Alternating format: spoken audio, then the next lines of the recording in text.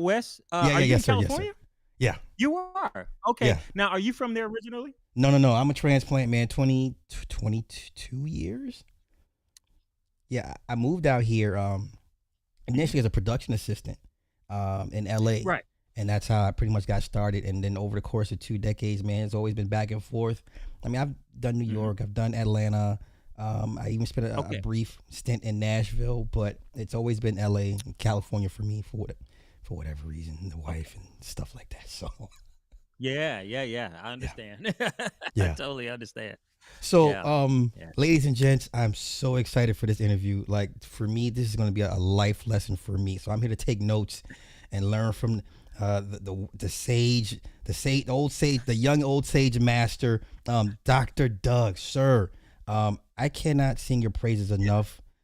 You're the first person that I've had Mhm. on that actually, like I said, what we were saying off camera, understands and practices music theory, and you see music from a way different scope and lens that most people don't. Only musicians would understand when it comes to our critiques and things and issues with music. But nonetheless, please introduce yourself, sir. All right. Well, yeah, I'm Dr. Doug. I've been involved with music and a practitioner of the art for I'd say, oh gosh, I started when I was 12. So we're actually the same age now. So we're talking almost 40 years Okay. of being at it, and I've had some really interesting and unique opportunities over the years. I'm originally from Motown, the Detroit Interesting. Okay. area, and I grew up on the east side. And then part of my upbringing was in Georgia, so I spent a lot of time in Georgia as well. And then I moved back when I was a teenager and finished out high school. I started out at Michigan State University and was there for a couple of years trying to figure out what I wanted to do exactly in the discipline of music. But it was a good start for me. It was the first college that basically accepted me, and I just always liked Michigan State. I had a cousin that lived very close to the university at the time. She went to the university and graduated from there with a criminal justice background, and so I used to visit Michigan State a lot. Not so much University of Michigan. I know a lot. Ann Arbor's a lot closer to Detroit, but I wanted to go like my cousin. I wanted to go to Michigan State. I stayed there for 2 years, and then afterwards, I took some time off. I did a lot of cruise ship work, and that included doing a lot of arranging and writing for a lot of the pit orchestras and the bands on the cruise as well. I started with Carnival Cruises, and then later, my first stint with grad school, I started working for Cunard Cruise Lines, and that was a quite an experience because it was a British cruise line. It was overseas primarily, and so that was one of the first sort of periods where I was spending extended periods of time overseas by way of England, and then wherever we would dock port at from there. And sometimes I would get off if I had like a break. I'd stay a couple weeks and then come back. I did that over the summer of my second year of grad school, and then I stopped on the way back in New York to spend some time with some family. Ended up finishing grad school at Western Michigan University. This was a little later. Before that, I actually transferred and lived in the Washington D.C. area for about 3 to 4 years. I actually taught in the public school system there after I graduated undergrad. I transferred from Michigan State to the University of DC, which was I didn't go to Howard. For a lot of people, that's like, oh, you didn't go. No, I didn't go to Howard. I went to the other black school. Okay. So, Okay. and that other black school there was UDC, and so they had a pretty storied jazz department, and that was the direction that I wanted to go into. I wanted a mentor that I could sit up under for a good period of time and just learn as much music as I could. I found that person in a late great local great in the DC area by the name of Calvin Jones. He was a wonderful trombonist, pianist, and a bassist as well. He was actually one of the first musicians, crop of big band musicians in Ray Charles Jazz Orchestra.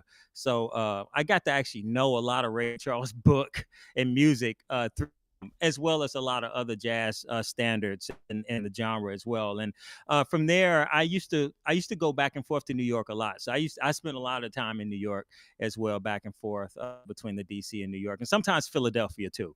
There's some great jazz musicians in the late '90s that were Philly products of Philadelphia jazz scene. And so I spent a lot of time with them. The New York cats is where I got a lot of the flavor because of the level of intensity in that scene. And so a lot of people would say my style of jazz as a performer, I'm a trumpet player by nature. Okay. Uh, I got into writing a little later, but my style as a performer, as an improviser in the jazz genre is more of kind of a New Yorkish, but there is a sort of flavor that Detroit musicians tend to bring to that New York flavor. So it's very reminiscent of a lot of the classic jazz musicians that were transplants to New York by way of Detroit. So I have a lot of that sort of history in my background and rearing. I studied with a jazz great from Detroit. He's well known all over the world by the name of the late great Marcus Belgrave. He was one of my first true jazz trumpet teachers. He was doing a visiting professor position at Michigan State, and that's where I first really met him and got to know him really well. And then, but when I moved out to DC, Calvin Jones was my guy. Yeah, Doc Jones was my guy, and still kind of is. And then once I graduated, I taught for a year, continued to do a lot of freelance work in the New York area. And at the end of my undergraduate studies, I started to really get into writing and composing by way of the jazz genre. But I have a lot of classical music in my background as well. So I do understand classical music very well. I've taken the jazz theory sequences. And so I really I have like a pretty well rounded uh, sort of rearing in music and in terms of like the academic side and the training. And then from there, went did my master's at Western, and then got married, and then moved out back to Maryland.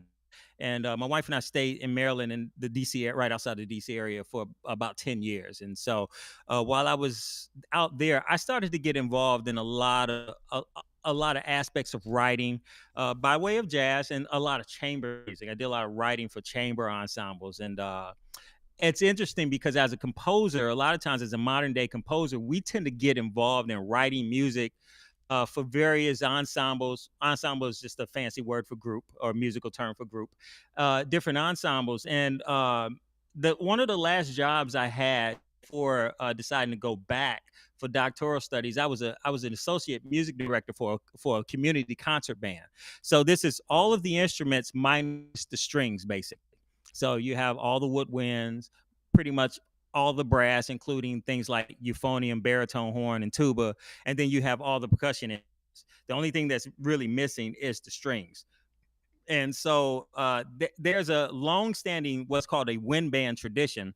And while music associate music director of that group, I started writing pieces here and there for the group. And there were pieces that I had started. One was a piece I started and then finished when I picked up working with the group. And then the other was a particular group that piece that was commissioned by the group that I wrote for the group the last year that I was working with them. And then after that, I went back to grad school, did my doctoral work at University of Nebraska Lincoln, and here we are today.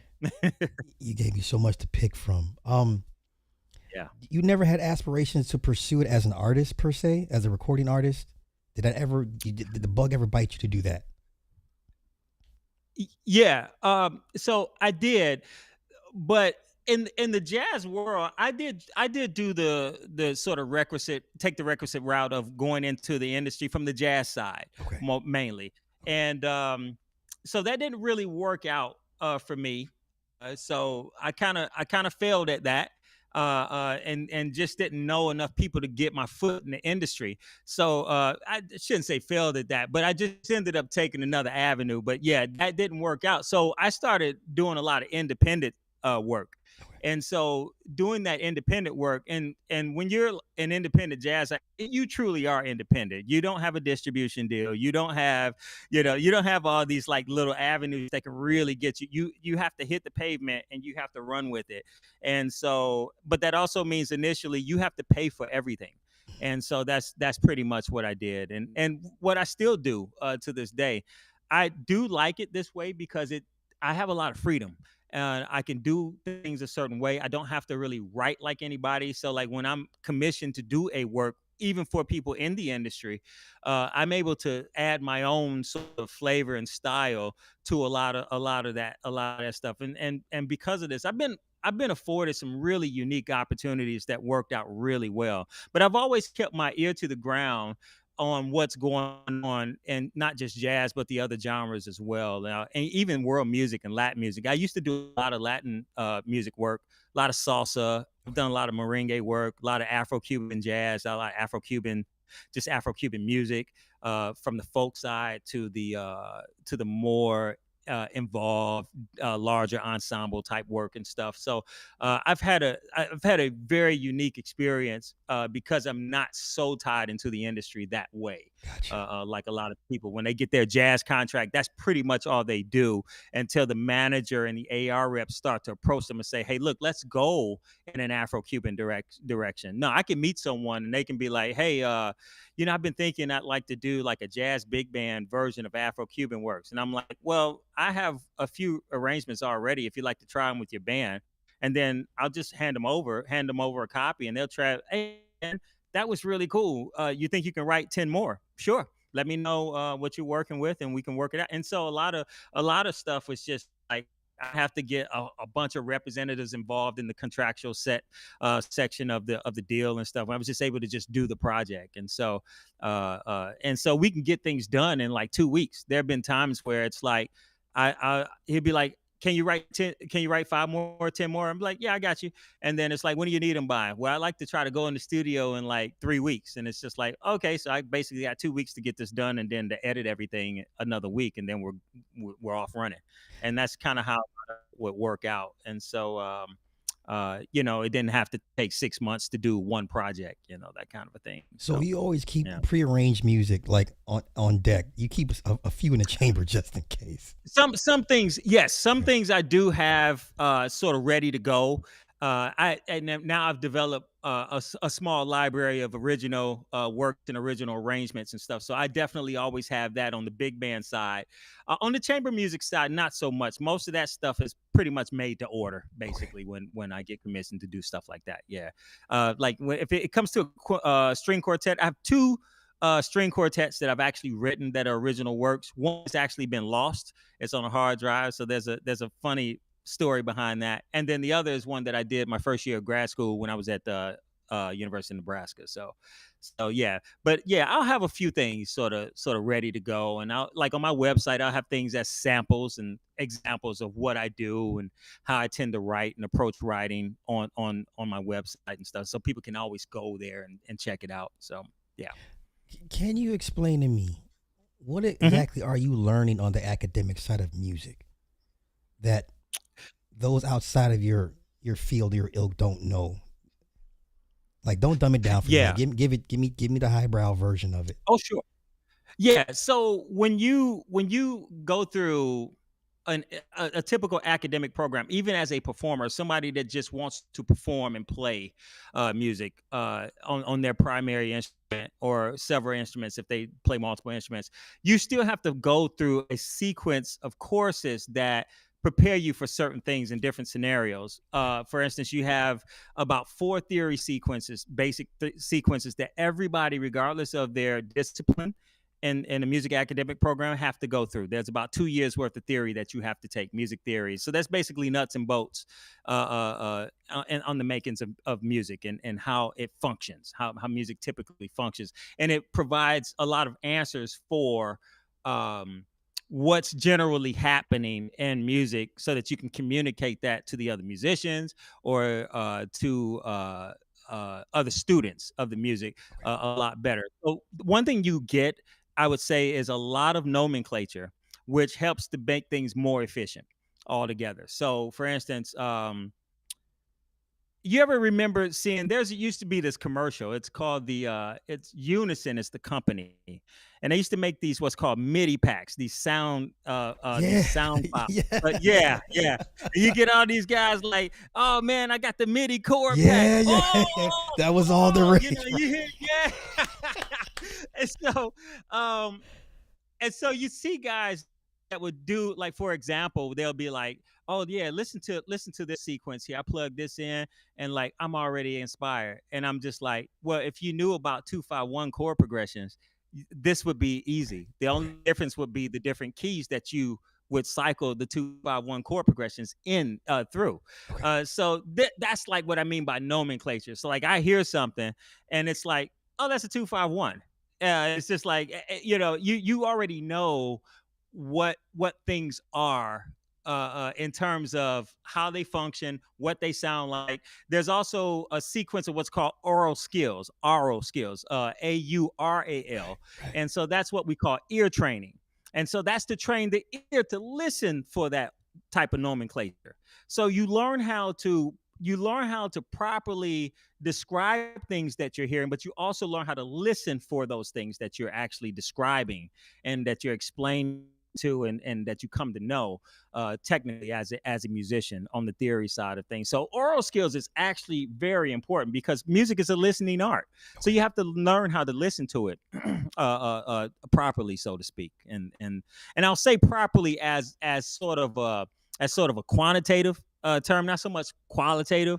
There is some qualitative aspects to it, but it's more of a quantitative thing to let folks understand that there is a difference between the way a musician that is trained hears music versus even a naturally gifted musician Right. Right. who can hear a lot of stuff, but there's a lot of things they just won't know because they never learned the nomenclature and they never learned the technical, like the musical, like oral, like how to listen, the technique of actually listening that way. And so, but again, they're still naturals. There's some amazing artists that I work with, have worked with, and still work with that they couldn't read you shit. They would you put a whole note in front of them. They like, what the hell is that? And it was just like, well, okay. In fact, there are movie composers who do not read a lick of music, or they have a very limited approach to music literacy on the reading side. Hans Zimmer is one of them. Right. Like a lot of your favorite movies, this man's compositions have been all up through them. He was like the sound of like the mid 2000s, and yet that man can't read according to him, he can't read a lick of music. Some things like he can read chord charts and stuff like that, but like if I were to put a piece in front of him and say analyze the score, no. No, absolutely not. He'd tell you what he thinks is going on, and Right. he'd be intuitively right. But in terms of like, oh, okay, so here's the exposition, here's the main theme, here's the exposition, here's the development section. See that's stuff that you learn, you know, the anatomy of a piece of music, even if it's a song. Like for instance, when people say, if I were to ask a person like you could say your favorite Maxwell song, like what is it, Pretty Wings or something. A Yeah. really beautiful breakup song, gorgeous song. And if somebody were to say, well, what is the form of this? Most people would be very correct, even trained, minimally trained, would be like, well, it's kind of a verse chorus, bridge, verse, chorus, and then you probably end with the chorus. Right. Well, that actually has a name to it. It's a modern day what's called ritornello form. Okay. And what ritornello form is, it's a term that was given vocal pieces during the uh, pre-baroque and post-baroque. Didn't really use it that much going into the romantic periods, uh, of music. So then you have basically the singer would start singing a particular set of music, and then there would be sort of a response to that, and so that would be sort of the chorus, and then the instrumental response would be the verse, or excuse me, the opposite of that, I'm sorry. It'd be the verse, and then the instrumental response would be the chorus, and then they would do a thing together, and that would act as sort of the interlude or the bridge mechanism to connect the later chorus that combines both the vocal and instrumental together. So that's a form that shortens pieces down a lot more and make them more palatable for the listener, so you don't end up listening to one single piece for, let's say, 20 minutes or 30 minutes, because a lot of times when you start getting into what's called sonata form, those pieces are very expansive Yeah. and they Right. start to Right. Yes. Yes. get really long. Yeah. And this is one of the problems that a lot of people have with listening to musical forms such as classical music, and especially like modern day classical music, because the pieces are longer. I mean, my string quartet is almost 40 minutes. It's like 39, it's like right at 39 minutes, and that's a lot of music. Yeah. But when you're trying to extend the form to get certain ideas and unpack certain ideas, it may take 7 minutes to get through one section, and Right. then another 3 minutes to wrap it up, and then you move on to what's called the next movement. So so when you end up with four movements, you get anywhere from 8 to 10 minutes. You're almost at 40 minutes. A typical string quartet is anywhere from 25 to about 40 minutes. And then when you get certain composers, they're even longer. Like all of Beethoven's, Ludwig van Beethoven's string quartets are all about 25 to 30 minutes at least.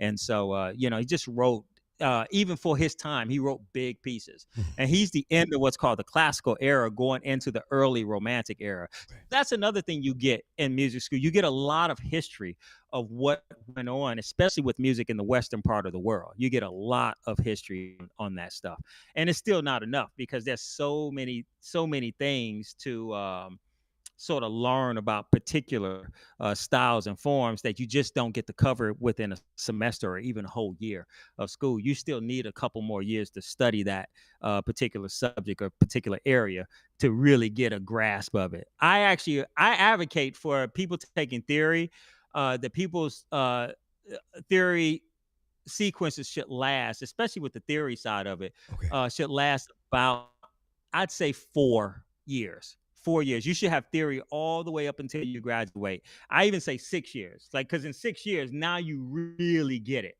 And if you were to go and compose a piece, even if you can't generate just wonderful ideas, you can compose a piece based off a technique.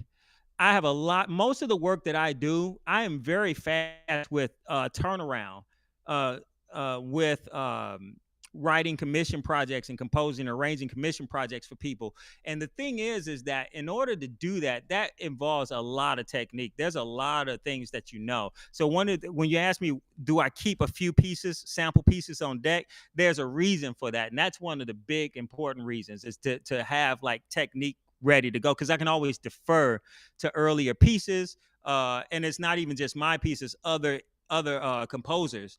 And it's like, what's the format of this? I remember this piece, but let me look at it again. And so I have old analysis from as early as the last years of my undergraduate studies, and I can defer to some of those things because when you're studying like music like that, it's a lot of things to keep up with.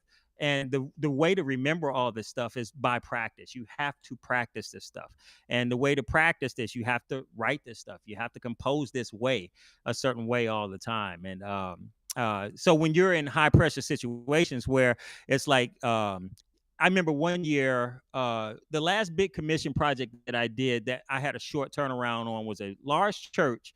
I'll never forget this. It was a church in Maryland, and the music director called me up. He was like, "Hey, I need you to I need you to arrange three pieces, full pieces for a small orchestra for this vocalist.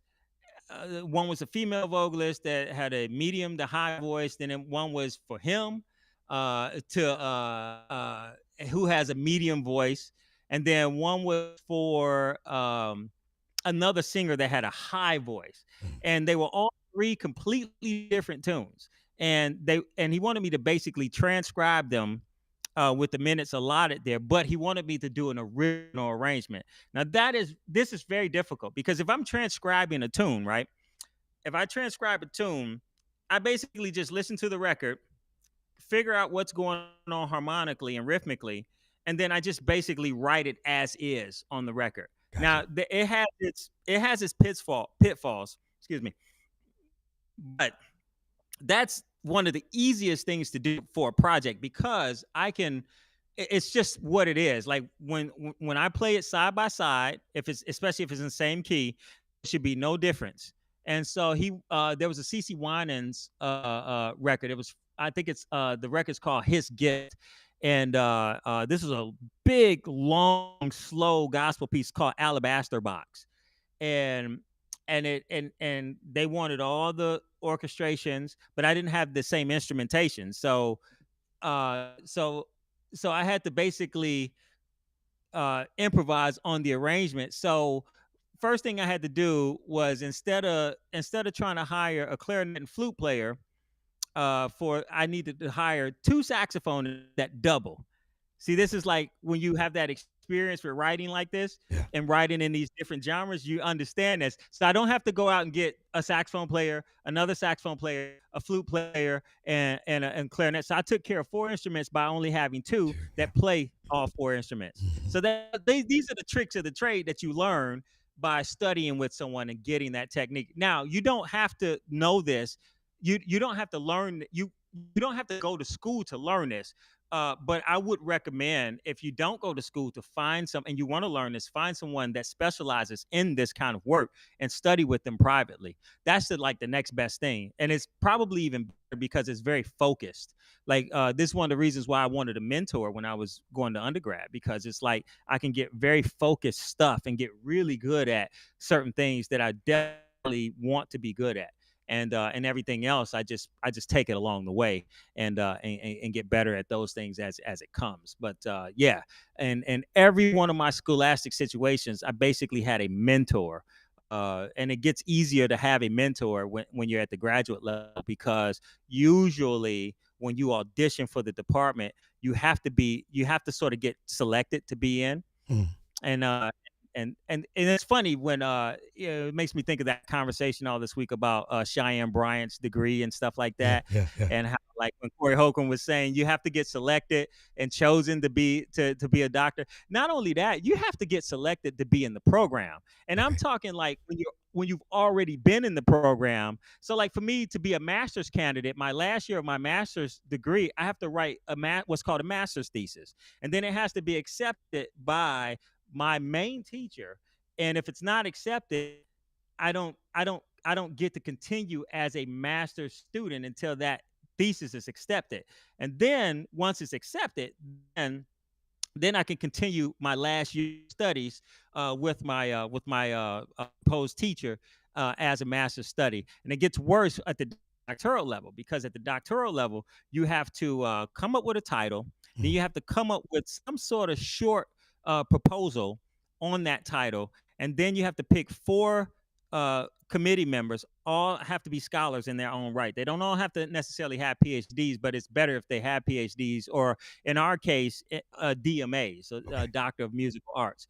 And so it's always better if they do. If they don't, they need to be a well-regarded scholar. Like my mentor, where I did my doctoral research, did not have a doctorate. He had a master's, but he also owned a recording studio in Nebraska for almost 30 years, Okay. and was also a recording musician back and forth to LA and back to Nebraska. So he's a lot of years in what they call emerging media. That's the fancy term for, basically, he was an audio engineer guy, who also was a great pianist as well. And so, but you have to have four people.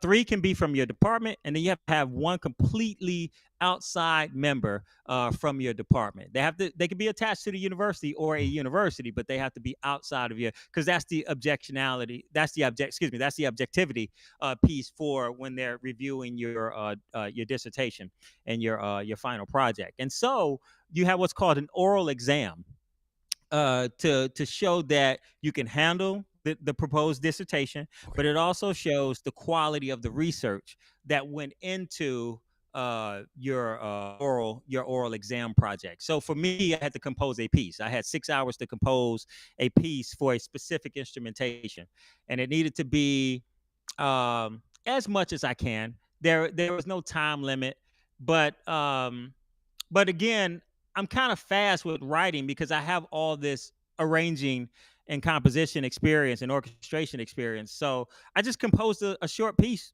in 6 hours, that had chord changes and shout choruses and outros and all that kind of stuff. But they asked me to do a jazz piece, and I asked my committee, you sure you want me to do this? Like, if you ask me to do a classical chamber piece, that is going to take a little more time, but I can get this done. And they were like, no, we really want you to do the jazz thing. And we just really, because all of my work, all of my projects up to that point have not really been jazz projects. And it's like, oh, well, you asked for it. So I just came in and they were like, yeah, there's no need to deliberate on on this anymore. Yeah. At this point, and I know how to manipulate my software to make it look publish ready. So I came in with the title page and the instrumentation of the piece, and then all of the everything was through composed chord changes, the walking bass line or the groove bass line for it, and all that kind of stuff. And it was just like, yeah, all right, get out of here.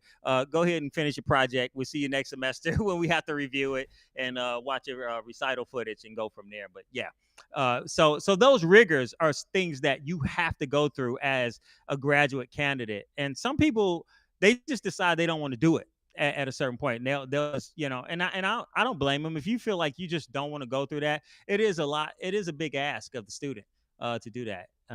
So yeah, yeah. But it seemed it was worth it to you to go through it. Did you ever have doubts like Yeah. I don't need to do this.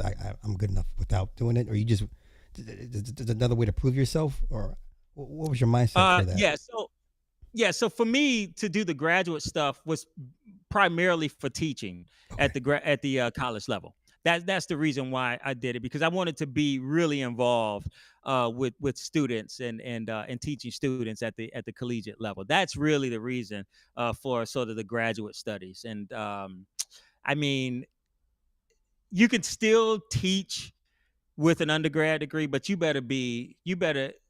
ain't even about you need to be a great performer and a great composer. You need to have name. You need to, like, when they bring up your name, it's like, yeah, I know who that is. okay, Now, for me, I've developed that over the years throughout a multitude of things. So it doesn't take long to find me online. You could just type in my first and last name, and there'll be two people that'll come up, myself, and there's a Christian artist with the same name. And so so I'm the black one. So so you just go so you just go figure at that point. It's like I'm the Negro. So there it is, and but you have to have that, and even then that's not a guarantee that you might be offered a long-term position. So a lot of times it is kind of a safeguard, but even then it's not. I mean, I don't have a long-term position at the moment. I've been attached to some wonderful schools, but and I still work with a couple of wonderful schools, but right now, especially with budget woes and stuff like that, I do more of a visiting professor type of deal, okay, where I go to various schools and I do either master classes or I'll teach a sequence that they need someone to teach for, whether it's from music appreciation to jazz appreciation to a theory course or a jazz theory course, which is always my favorite. Anytime I get a chance to teach a jazz theory course, I'm like, yeah, I'll do it. Just bring me. Don't even worry about it. I can figure out the rest of the logistics. Just bring me in, because boy, like the stuff that I've been sort of figuring out, especially things like scale the harmony relationship. Oh my God, dude, don't even get me started talking about that stuff. Because this takes me into the hip hop shit that I've been dealing with in the last year, especially on the lo-fi side and the chill okay, hop, and what I've coined as sort of my own style of that type of hip hop instrumental music, symphonic chill hop or symphonic lo-fi, and that stuff. I I found that a lot of this stuff that I've learned how to use in the big band setting or even in the small jazz ensemble setting, it falls in perfectly in the okay. lo-fi setting. I've written some lo-fi. I made some lo-fi beats where it was like, damn, I didn't even think that shit would work there. Damn, that shit worked. Okay, fine. We gonna keep up with it then. We gonna keep it going. So yeah, that lo-fi thing is a monster. I like found a real happy space there, and on the hip hop side, but it's still uniquely different than Okay. what you're normally going to run into when you get to like drill music and trap music, stuff like that. It's still a little different. I think a lot of the guys that compose a lot of the instrumentals for that sort of flavor of hip hop and rap, Mhm. I think very close though. I'm not going to be terribly hard on them. I think I'm more hard socially on the rappers more than anything. Okay. More on the rappers. A lot of the beat makers, they do have a lot of good musical intuition, but I still get on their head about, okay, you've been at this for a while. You should be just giving, like, just hitting people with this knowledge on chords and what these chords are, what these different qualities and flavors these chords are. Even Scott Storch, man. Man, shout out to Scott Storch, man. But there's certain things like, it's like, Scott, you too busy Still the like trying to be the same. cool. Yeah. Yeah, He you trying to dumbs be the himself cool down. guy, man, Yeah. but it's like, man, Yeah. we know you a nerd about this shit, man. Yeah. You can't write that kind of stuff and not have a certain level of of of of learned knowledge about the music that you're providing. Because, like, like that, what's that? Is it Dre Day with that piano flavor in the Mm-hmm. beginning with those high chords? Gang, gang, Yeah. gang, Yeah. gang, gang, Yeah. ding, ding, ding, ding, ding, ding. That is some bad shit, man. But it's like, dude, you gotta tell people what that is. You should be able to tell. You've been doing music long enough. You can tell people what that is. A 2-5-1 chord progression is one of the most basic chord progressions in music. Well, 4-5-1, 2-5-1, all that stuff. Yeah, it's weird because I watch him compose a beat and I can see him fighting to dumb himself down because of the yeah, environment and the people he's surrounded. And I'm like, yep, yep. you can just see him And to struggling. me, Yeah, go ahead. yeah, yeah. And to me, those are the cats you want to get at too. Yeah, Because, like, to me, it's like, to keep cats from doing. I remember you guys got into a conversation about sampling. yeah. Oh man, we're gonna get into this, man, because the sampling thing, see, this is where these cats get derelict in their duties, man, as creators of music. But you get, when you know what you're doing in terms of the nuts and bolts of music, dude, you free yourself of all that All all of that this. silly stuff Yeah, where you up, I need royalties for this. Okay, fine. I won't use your version. I'll just play my own version. If you understand improvisation well, yeah, yeah. dude, like, you if I don't want you to get a royalty check, I can just go and play everything. I'm like the worst person for people to try to hide shit from, not tell me what it is, and all that stuff. First of all, I have perfect pitch. So now, not everybody has perfect pitch. This is a actual gift that I do have. So what perfect pitch is that a person can hear something. I don't have the photographic memory part that comes along with it that some people have. I just improvise too much for that. There are some people who have that photographic memory, so you can't hide anything from them. That you'll play it back, they'll play everything Right. note for. They have that photographic memory. It's not, nothing's going to be changed. It's going to be just like and you can sit there and try to hide your fingers and what they're doing. They'll turn their back to you. They'll play with your ass, and they'll turn their back to you, and they'll hear you play it, and then they'll play it right back to you. And so what that is I can hear a note, and I can tell you what that note is. So, like, if you play like a C on piano, I just know what it is. Some people have what's called, I think it's called kinesthesia, I think it's called, and that's where they see colors. So, like, I know that's C because that's yellow, or that's B flat because that's blue.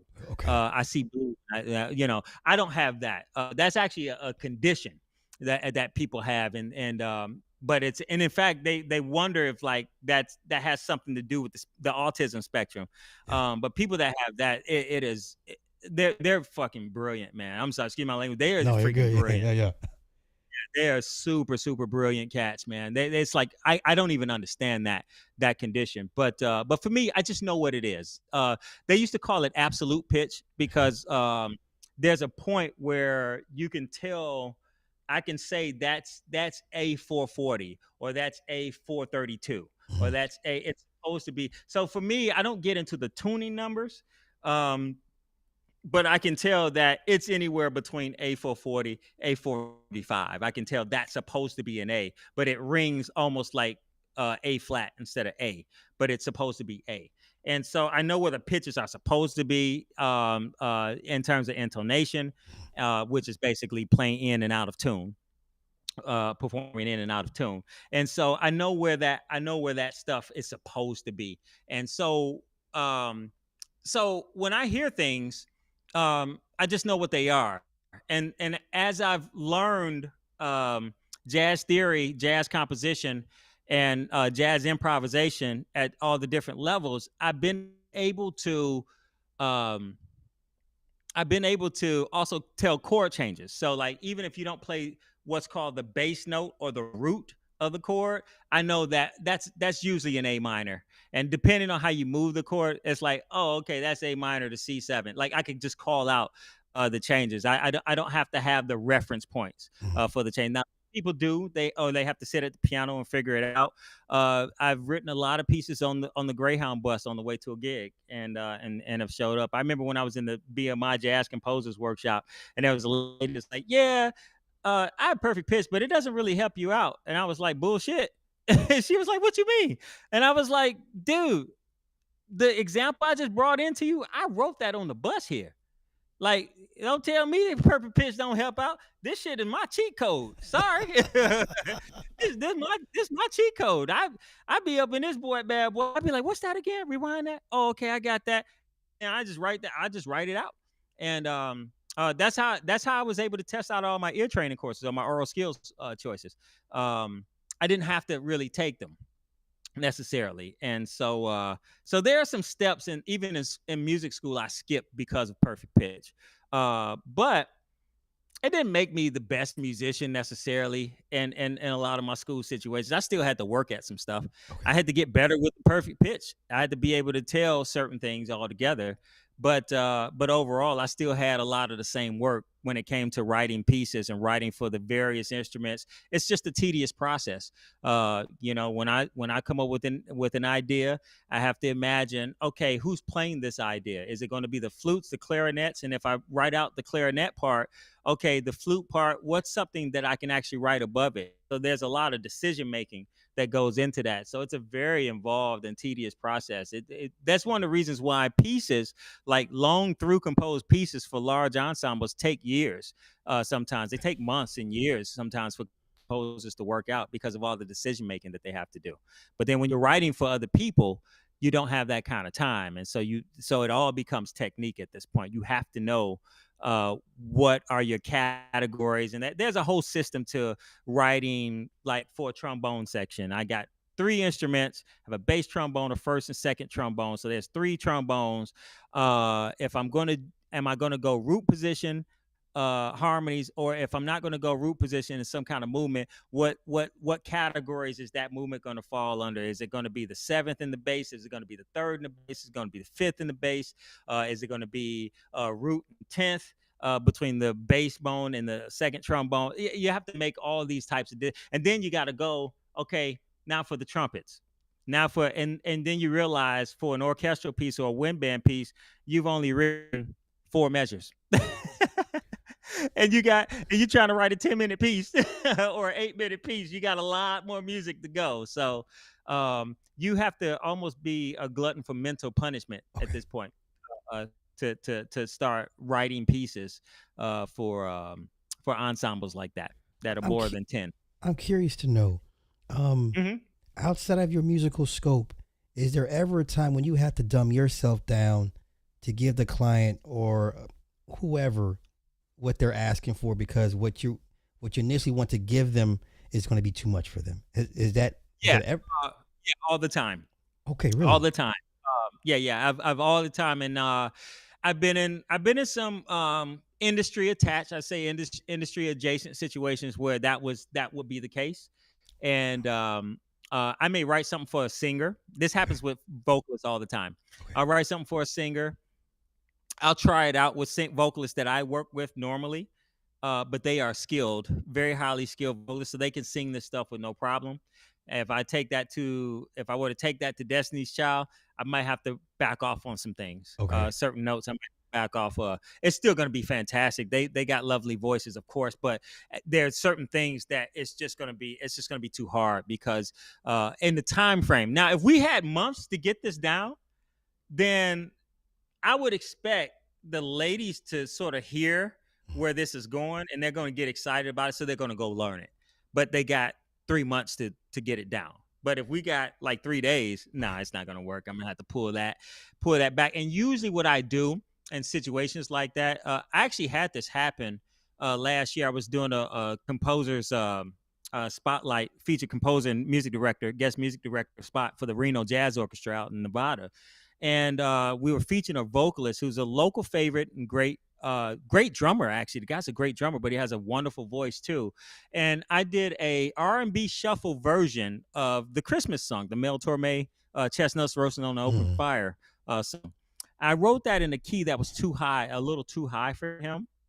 He could do a falsetto. He's great falsetto, but I didn't want him to rely on that for the portion of the song that I really needed him to sing out.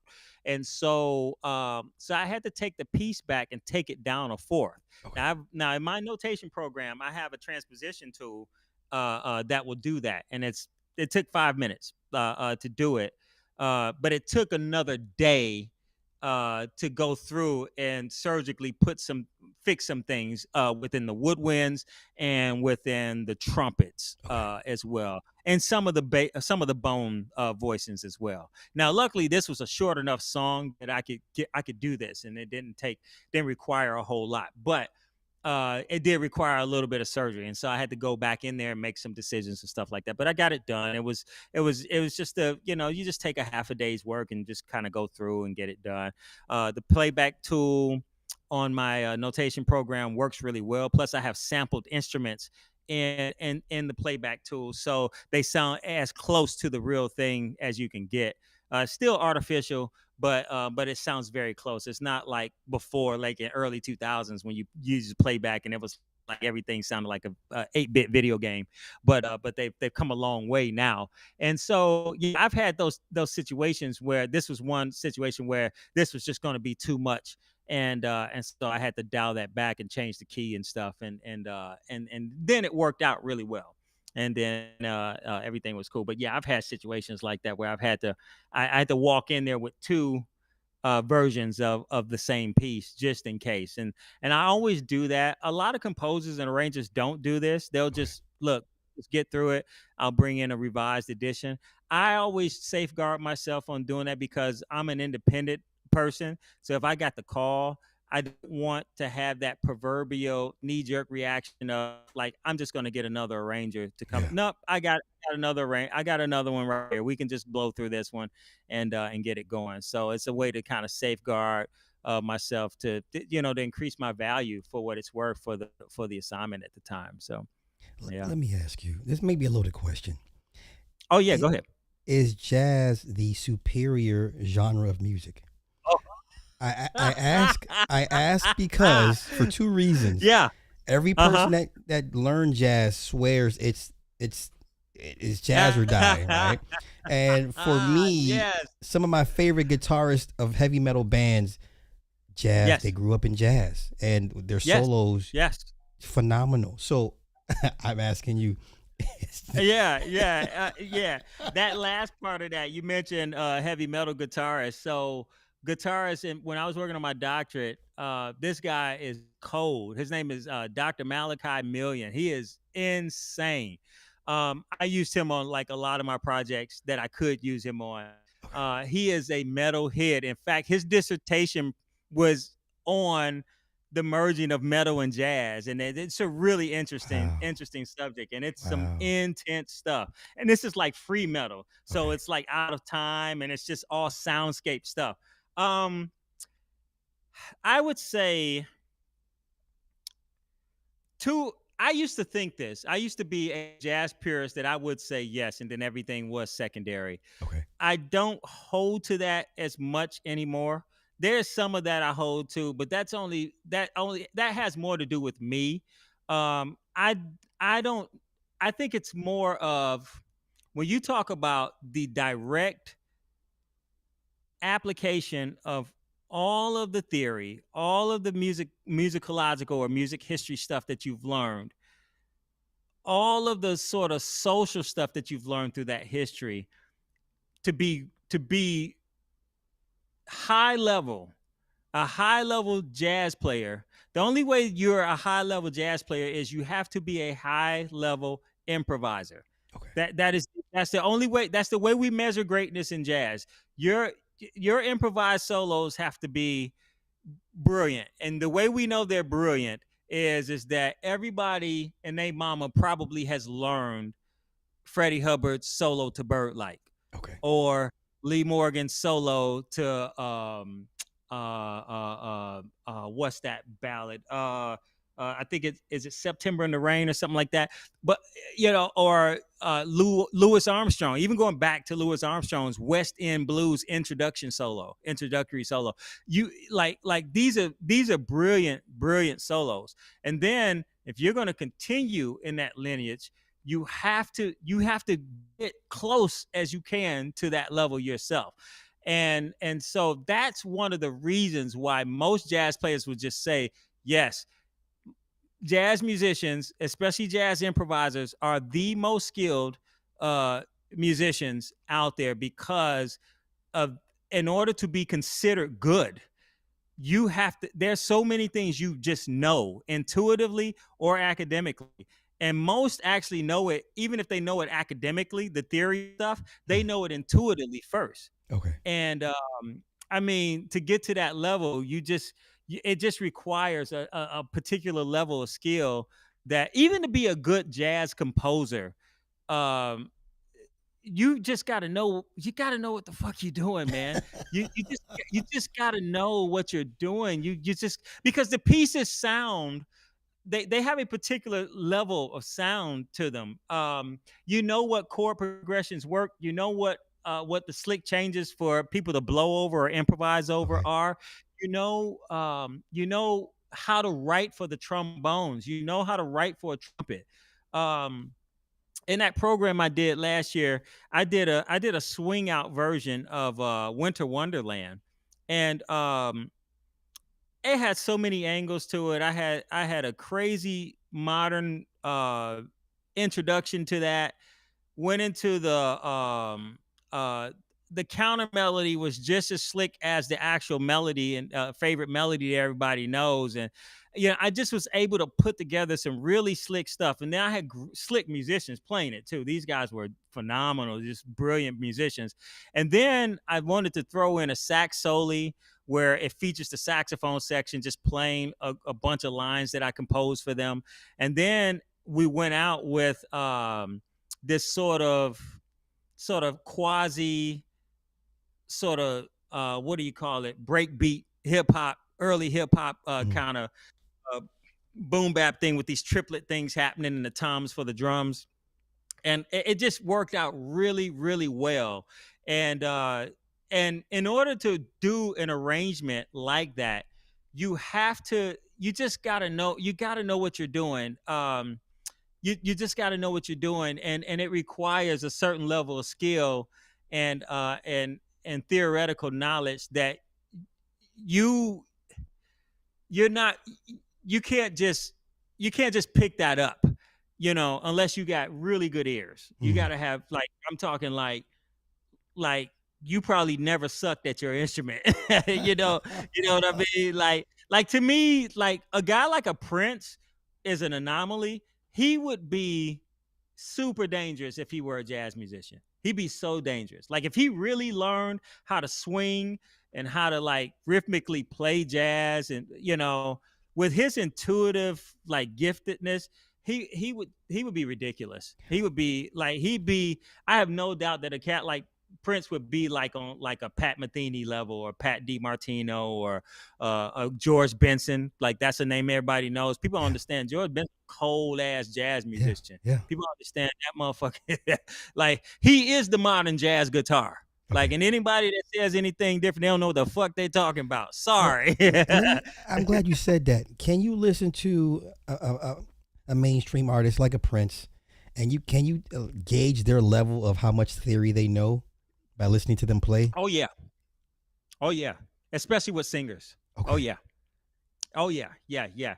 And intuitively, and I say intuitive because a lot of times cats don't know they don't know all the technical terms for this stuff. Like Right. that's for cats like me that want to teach this stuff, to communicate it to people like that, like a Maxwell, or like a Tank or like a Kenny Lattimore or somebody, that can do all these crazy R&B runs. You can gauge how much theoretical flavor they and knowledge they have intuitively, Mhm. at least. A lot of gospel singers, a lot of these great guys like Kiki Sheard and her mama Yeah, and that whole the, lineage, the man. the Clark sisters, Yeah, the rest of the Clark sisters. I mean, Twinkie was an organ player. Yeah, I mean, okay, she right. she knew some theory. She had some stuff together. Um, you have you got a lot of artists out here that definitely know what's going on intuitively, and I can gauge that by hearing them. A Scott Storch, man, I can listen to Scott Storch and be like, oh yeah, this guy's got some stuff together, Mhm. for sure. But again, the environment makes him socially try to act like I don't really know what I'm doing. I'm like, shut the fuck up, you know what you're doing, man. Stop playing. You Is know there what's is there up. anybody you listen to now that you say, you know what, they need help? The public doesn't know it, but that person needs help. Oh man, probably a little bit of the younger producers, I would Okay, say. okay, Yeah, yeah. A lot of the younger producers are producers that are kind of middle aged that just never learned the stuff. okay, Like to me, like I would love to get in a room with like a DJ Jazzy Jeff okay, and then just start talking some shop with him and okay. then just seeing where he is and then just laying some stuff on him like and using his own stuff to do it, Mhm. like stuff that he sampled and stuff like that. Be like, okay, when you listen to these harmonies, you know what these are. And if he be like, I mean, I hear them, but I know the response is going to be like, I hear them, but I won't know what the, I know it probably has a name to it. And it's like, I'm gonna tell you what this is. And then, then I could just lay it on them. Let me see another Just Blaze. Just Blaze used to make some great beats, and I knew he was pretty musically inclined. Like Okay. I know he has an ear for music and likes, seems to really like certain sounds. Mhm. What's another one? If God rest his soul, if Jay Dilla were alive, Okay, oh God, and he's from Detroit too, okay. so I would love to just sit there and have that, like, beyond the grave conversation with Jay Dilla, man. It's like, dude, do you know, like on that first Slum Village album, you know what this was in that first song, like that you know what that is? Yeah. And it's like, nah, I don't know what that is. I know you just putting them sounds together, but boy, oh boy, let me tell you something, man. This is what that was. Cats like that. And then even coming up into like the newer, so like the cats that have done a lot of the Drake stuff. Mhm. Um, I actually did a lo-fi version of not successful, not the song itself, but just where I wanted to take some similar sounds from that song, and I just made a completely different beat from it, and and what makes that song, particularly the instrumental portion of that song, kick. I always defer back to this song because it was one of my favorite early Drake songs, and with Trey songs on it before all the Oh yeah, yeah, stuff, yeah. later stuff. But uh, but in the beginning, you hear these chords, and that's played on the Hammond B3 organ, Mhm. Mhm. and oh my god, like these cats had no idea, like the minor 6/9 chord, which is what that starts out with. It's like minor 7, minor 6/9, F minor 7, and it comes back when they start the I want the money, Yeah. money in the Money. that's like C minor 7, Yeah. C minor 7, C minor 6. Oh man, I could school these cats on that stuff, man, because it's like when you understand how to use minor 6/9 chords, that man, that's a flavor you can end a phrase on. You can have it be a resolution, what's called resolution, Okay. to a phrase as you're playing and playing. And so the resolution is like the build up, build up, build up, and then it's almost like the harmony seems to settle in that next part of the phrase. That's how you describe a sort of a resolution. So, for instance, the resolution to a 2-5-1 chord progression, the one is the resolution, the Mhm. two and the five is the build up, and then the five goes straight to one. That's sort of the basic harmonic chord progression. We always 5 to 1 chord progressions. The five being what's called the dominant chord because it's the chord that has the most tension in it, and it's bringing everything to itself so it can be released and dumped onto the one chord, and then you just make two movements in the from in that 5/7 chord to go to one, Mhm. and and then it settles. The one chord settles and stuff. The next time we talk about stuff like this, I'll sit up in front of the keyboard and For I'll sure. just kind of Yes, demonstrate how definitely. that stuff works. And because it's heady now, I could do all this stuff in my head because I've been at it for so long. Okay. But to be able to sort of show Show it is a whole like nother. Yes, yes. on the keyboard, it's a good tool to sort of show that with. And then people that's like watching, it's like, oh, I know this. I do this in church all the time. Bang, bang, bang. And they can just go and cycle What it through all the keys and all that stuff. Yeah, what is it about gospel artists or musicians per se? Hmm. Like I grew up in the church and they would have no sheet music and they just get the plan, they just know the cues and when to switch up. Yeah, And I was just like, why don't they just go ahead and learn to read the music? yeah, What is that?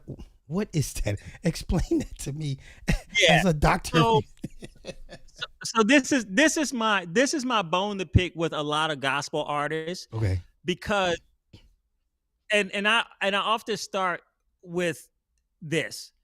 All those classical composers that we've learned to love over the years, whether you feel they were shoved down our throats or not, they all were great church musicians. And look at the plethora of sheet music those guys have left behind for us to play, continue to play.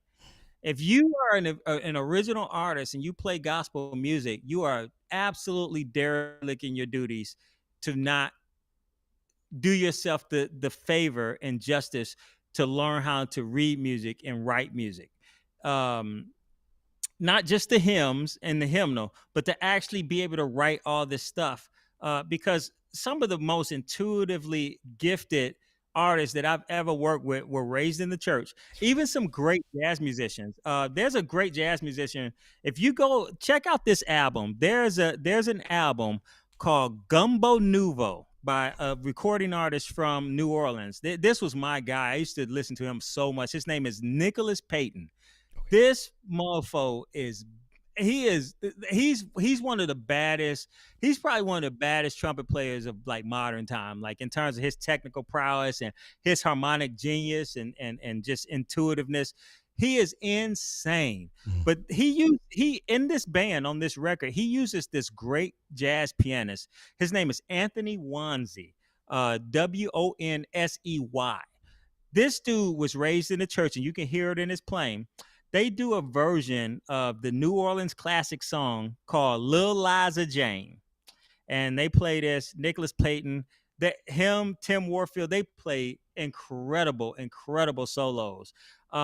Nicholas solo, I transcribed it half dozen times. Like I learned it a half dozen times. I never wrote it down, but the transcription is the actual transcribing is actually writing it down. But I never wrote it down. But I learned that solo.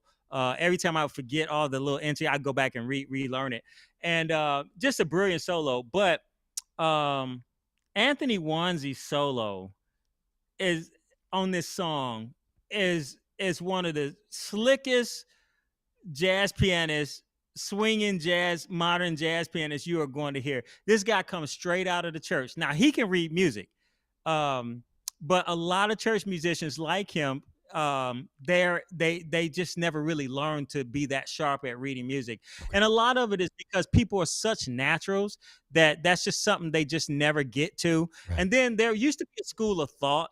I thought erroneous school of thought about like I don't want to get into all that technical stuff because it'll interfere with the spirit, moving through me.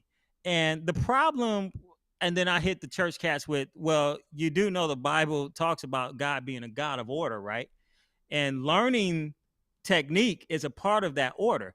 The problem that most people have with technique is that they lean solely on technique Technique. and Right. nothing else, Right. Right. Right. and they're not open to the magical moments that and the brilliant moments that happen in music. And you have to be open to that because the whole point of the technique is to get to that higher level of expression. And if you don't have tech, I mean, look, all of the expressive instrumentalists and musicians and vocalists, oh, they have technique. It's just more natural technique. Mhm. Uh, Whereas like some people are naturals, but then they're also learned musicians, and so you have to temper that, and a lot of people have to learn how to temper that. And a lot of the rap cats, a lot of the hip hop cats, a lot of the cats that are involved in gospel, they don't temper that. Now I'm gonna piss off some classically trained musicians with this because when it comes to reading music outside of rep, you motherfuckers suck too. So that just ain't on only the rap cats and hip hop cats. So most of you modern classical cats, y'all got to get it together too. Because I've had plenty of times where I be like walking in with arrangements, and I'm listening to these cats play like the stuff I walked. I was like, what the heck? Like, no, that's not what you cats doing. And it's like, oh yeah, this is really hard to sight read. And it's just like, but you are classical cats. You know what it is. You better put them glasses on and get them eyes together. Let's go. So and I try to keep it cool so cats don't not want to work with me. But it's like, come on, y'all the readers. Y'all. But sometimes, my wife always says like, well, maybe maybe this stuff is just a little tough for them. And it's just like, well, okay, yeah, I'll dial it back. They get one more and you're through. You get one more time and you're through. so Uh, so I was like, all right, let me go ahead and walk them through the arrangement and that kind of stuff. But it's just something that I've learned to just deal with over the years and stuff like that. But yeah, a lot of times with that sort of not reading music and getting higher level technique, mhm. um a lot of cats just they have this sort of unfounded fear of, I don't want to do that because that'll interfere with my natural ability. And I'm like, no, natural ability is natural ability. Right. But I also tell people who are learned musicians to not lose being able to play by ear, Right. because every situation is not going to have sheet music for you. Right. So you have to have both of those worlds together. You have to have both of those approaches. Both of those approaches. That's what I really meant to say. Both of those approaches together. You have to have both of those approaches together because they are both very valuable. And if something's not right, if you got good ears and you can Mhm. play by ear, you can fix it. If there's a note that you may have a discrepancy about in the piece of music, you just use your ear and play the next note and see if it's right, or play the note below that one, see if it's right. How's it sound? Or ask the composer, do you really want this sound here against the rest of the sounds around me? And if they say yes, then don't change a thing. If they say no, then you work with the composer right then and there on the spot. Find it. You can either write it in with the pencil, Mhm. or you can just write the letter. That's an E instead of an E flat. So but having good ears and being able to play by ear, and improvise as well, helps with that, and it helps to sort of keep you from getting into a lot of problems that you can just have by simply just reading the music, that kind of a thing. But that's also on the composer. You got to be good with your editing too, and not have little crap like that happen that waste time of Mhm. everybody, because a lot of musicians are union, especially when you're working with studio musicians. Okay. I'm probably one of the few musicians that you know get all this work with union musicians, but I'm not really in the union Mhm. like that at all.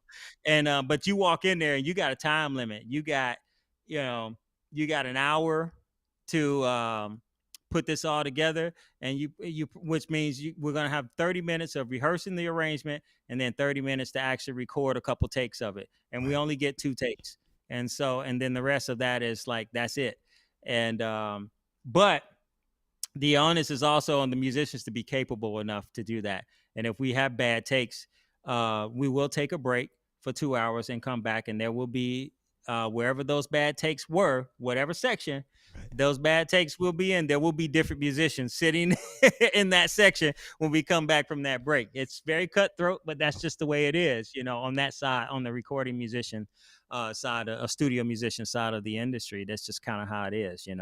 Okay. Um, Let's compare today's musicians, and let's say uh, millennials and after, and let's say versus Gen X and before. Oh, Has had say that again. I Okay, I so think we bored a little bit oh there. my bad. Say it one more S- time. Yeah, so Oh, let's that's all right. take I want to get your take on the musicianship, the skill level. Has the skill level Mhm. regressed? Let's say Gen X on further, Gen X on up versus Yeah. millennials and back? Is there a skill gap? Yes. Yes. Yes. Without a doubt. Um, and I think a lot of the skill gap has to do more with the music education side Okay. of it. Uh, uh, See, I'm torn because of my years of being involved in education, and I'm torn on this issue because when I started my teaching career in 99, 2000, one of the criticisms for me as a teacher was I wasn't making it fun enough, even for the high school kids, the junior high and high school kids. Mm. And in order to get them more involved, you have to fit, but making it fun, it wasn't the information itself. See, to me, it was cool to learn how to play the trumpet. It was cool to learn how to read music. It was cool for me to sit in band class and play these different songs Right. and do the things that we did. That was cool. My band director never had to trick me into, uh, if you use this solving for this mathematic equation, this will teach you how to count rhythms and what's called subdivide rhythms. No, I didn't need to do that. How did just tell me how you count this rhythm Mm-hmm. so I can sing it in my head every time I play it and I play it correctly. Mm-hmm. And and I knew it was frustrating at times, but I took on that frustration and it was still fun. It was still fun. Music, learning how to be good at playing music, especially the skill set side of it, is excruciatingly difficult. It involves a lot of time. It's the progress is very incremental. Um, you don't even realize the point in which you learn how to play something. You just realize after a period of time, I can actually get through this and play it. And that's not necessarily fun. That seems like mental and physical torture to a lot of folks. But when you get to a point where I can play, now this is fun. Now when people hear me and my mom and daddy and my aunties and cousins, they hear me, they're like, whoa, wait a minute. That actually was pretty darn good. Yeah. Now that's fun because that wasn't me just being cute, Mm-hmm. at my little piano recital and I'm struggling playing hot cross buns and look at my baby. No, no, no, no, no, no, no. See, when this gets beyond that, this ain't cute no more. This ain't cute no more. This is oh, wait a minute. That's actual music that they're playing and Yeah. it sounds pretty darn good, and that's when it starts to get fun. There's a lot of prep work before we get to the fun. But it is worth every bit, every hour, every minute, every second that you spent on that. I think it's worth it. If you don't think it's worth it, and I hate to say it like this, then music might not be for you to be a practitioner of. Okay. That doesn't mean you can't love music. That doesn't mean that you can't appreciate music. We have music appreciation courses for that Mm. give you the surface level stuff. But if you're trying to dive deep into this thing, and don't get me started on jazz, because most people say they jazz musicians. Ah, man, don't give me. I ain't gonna go there. I ain't gonna, Get gonna blow man, your this top. I motherfucker, don't want you this cat ain't, yeah, a lot of cats will sit there and be like, yeah, I play jazz, and y'all listen to him play, and I'm be like, you don't play jazz, you play at it, but you you don't play at it. Okay. play at it, but you ain't playing it. Trust me, this is the level. I need to hear these kinds of lines, Mm-hmm. lines like this, melodic structures like this. Mm-hmm. Like I know the changes to the tune when I hear you play over it because of certain vocabulary. Every genre of music has its own musical vocabulary or set things that you play that will trigger some sort of emotional or artistic response or oral response to it. And like a lot of cats hate that because it's like, well, that's not original. And to that, I would say, what has been played will be played. What has been done will be done. There is nothing fucking new under the sun. That's what I would say to that. Because like, stop it with all this. I'm going to be totally original. Who the hell do you think you are that you're going to come up with something that nobody's come up with? Right. You ain't that brilliant. You ain't that brilliant. Not even Jamie Cullum can do that. Yeah. Or what's the kid everybody's been going bonkers over? The British kid. I know. Yes, Uh, I watch his TikTok videos. I'm just yeah, like, and don't get me okay, wrong, he's a brilliant yeah, musician. He has perfect pitch too. He's got his own set of theory, the whole negative harmony shit, which is wild. That's some wild stuff, man. See, my theory research centers around making the theory easier. To me, he just made it harder okay, for some reason. But he's a brilliant musician, and he's one of those guys that's also extremely gifted. And I think he has a harder time teaching that stuff because he hasn't spent the requisite time teaching the stuff, but also it comes so natural to him.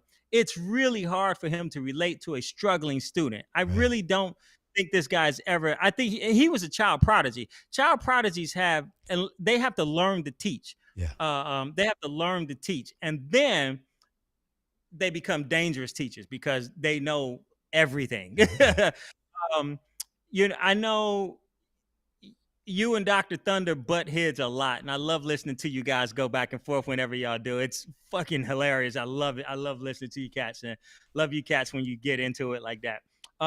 Dr. Thunder, what people don't understand, Dr. Thunder is a child prodigy. okay, He's a he started playing when he was 6.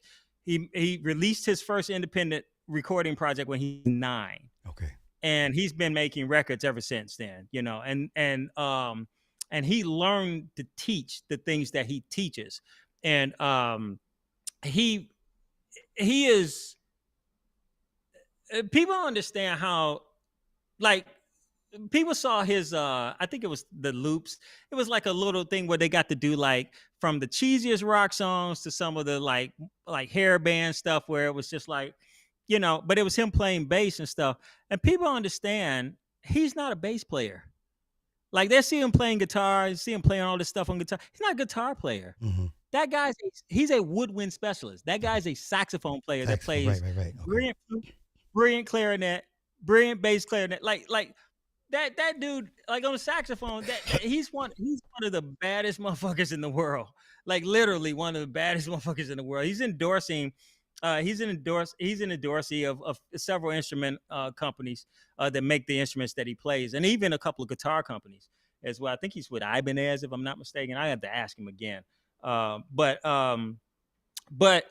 he learned to teach, and he's a really sound teacher, and he knows, like, all this theory stuff like that I'm talking about. Like, I know this stuff. He knows this stuff as well, and he knows it by way of how to apply it to the different instruments that he plays. I remember, on the guitar, I think he's been playing guitar now off and on, maybe 3 years, something okay, like that. I think bass maybe off and on about 8 or 9 years, somewhere around there, maybe a little longer, because mm-hmm. he started watching a lot of bass videos and he was picking up stuff, and then he started playing at church, and then that transferred over to whenever the bassist is missing in the ensemble. He just learned the tunes, and then he just play them. But he's a really brilliant musician, and I actually believe he has some of the photographic stuff going on because Mm-hmm. he doesn't have perfect pitch, but he can watch things go by, chord changes and stuff like that, and he just picks it up. He's a super good reader too.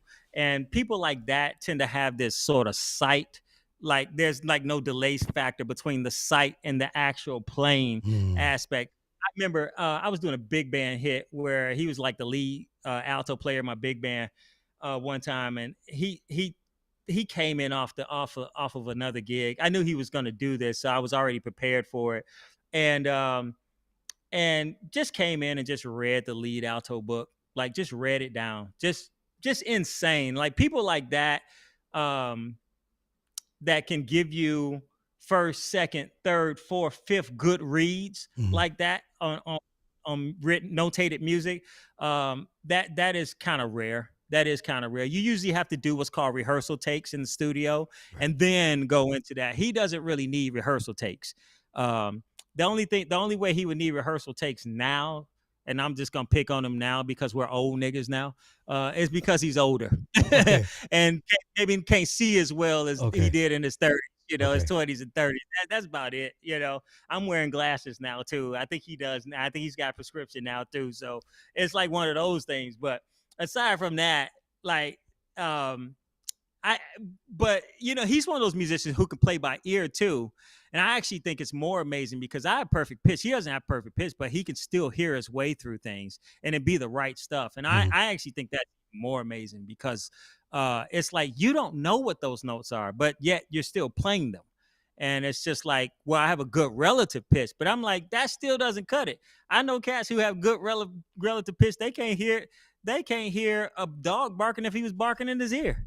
And so I'm just like, dude, that is like crazy that you can do that. You Mhm. can still play the chord changes. I remember one time we were playing something and I had him solo on it, and I was like, dude, how you know these chord changes? So you reading these chord changes? He was like, oh no, no, no, I don't read chord changes, man.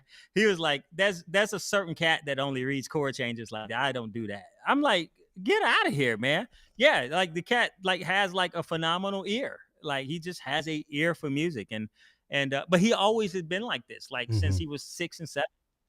Just a real child prodigy. But yeah, yeah, a lot of that stuff, man. I try to get cast to again have their foot in both worlds and be like really steeped in both worlds for Mhm. sure. Yeah. All right. Well, let's get to it. I got a bunch of lead up Yeah. questions I want to get to. Um, Okay. First question. DC's Go Go. Why did it not hit? Like it had maybe a couple years. I remember the group EU, Spike Lee Hmm. do it, and it just off a cliff.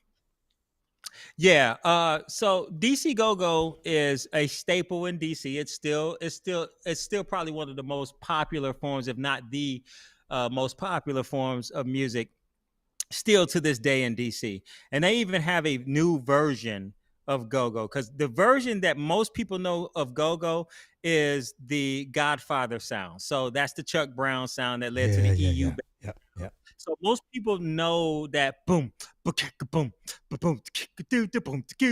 boom, boom. So that's 70s to Okay, 80s, okay. 90s. That started in the 70s. That lasted all the way up until about 2000 ish, 2003. Then they changed it up. So this is the young cats that Mm-hmm. came in. And so now they have this new beat. So instead, they still pay homage, to the traditional beat, with the congas, doo doo doo doo doo doo doo boom, Mm-hmm. boom, so they still do that, but they got this new version of Go Go, and it's like I know it when I hear it. So they go through that, then got MC shouts a one, and two they do a drop. It's like in dubstep music, a two, a three, a boom, boom, boom, boom, boom, Mm. boom. That's the new Go Go, and Okay. that's what you're going to hear a lot if you go to DC Go-Go band clubs or Maryland, Virginia, out Northern Virginia, but mostly in Maryland, most PG County, Maryland. That's where us urban folks tend to hang out at clubs in Maryland. Not so Mm-hmm. much Montgomery County. That's the more sedity folks like myself and my wife and all the Arabs and the white and the Asian cats. That's Okay. kind of we on Montgomery side, but Okay. there's a few spots in Montgomery County too.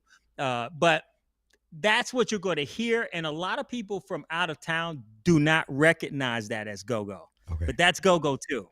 And so the beat has changed. For one, it's still popular, but it's like New Orleans bounce music. You know how New Orleans bounce music from like 2008 to about 2012 had that run where people were doing that fruity little dance. Yeah, yeah, yeah, Like yeah, the Boosie Badass song where they yeah. they click their heels, look like they clicking their heels and flapping their gills and shit. Um, and it had that run, the New Orleans bounce with all the New Orleans bounce twerking and all that Mm-hmm. stuff. It had its run, and now it's just like it's still a local regional art form that people still enjoy. So I think it's popular, but it's not universally as popular as it once was, where like everybody around the world was going crazy. And I think and to be honest with you, again, I think outside of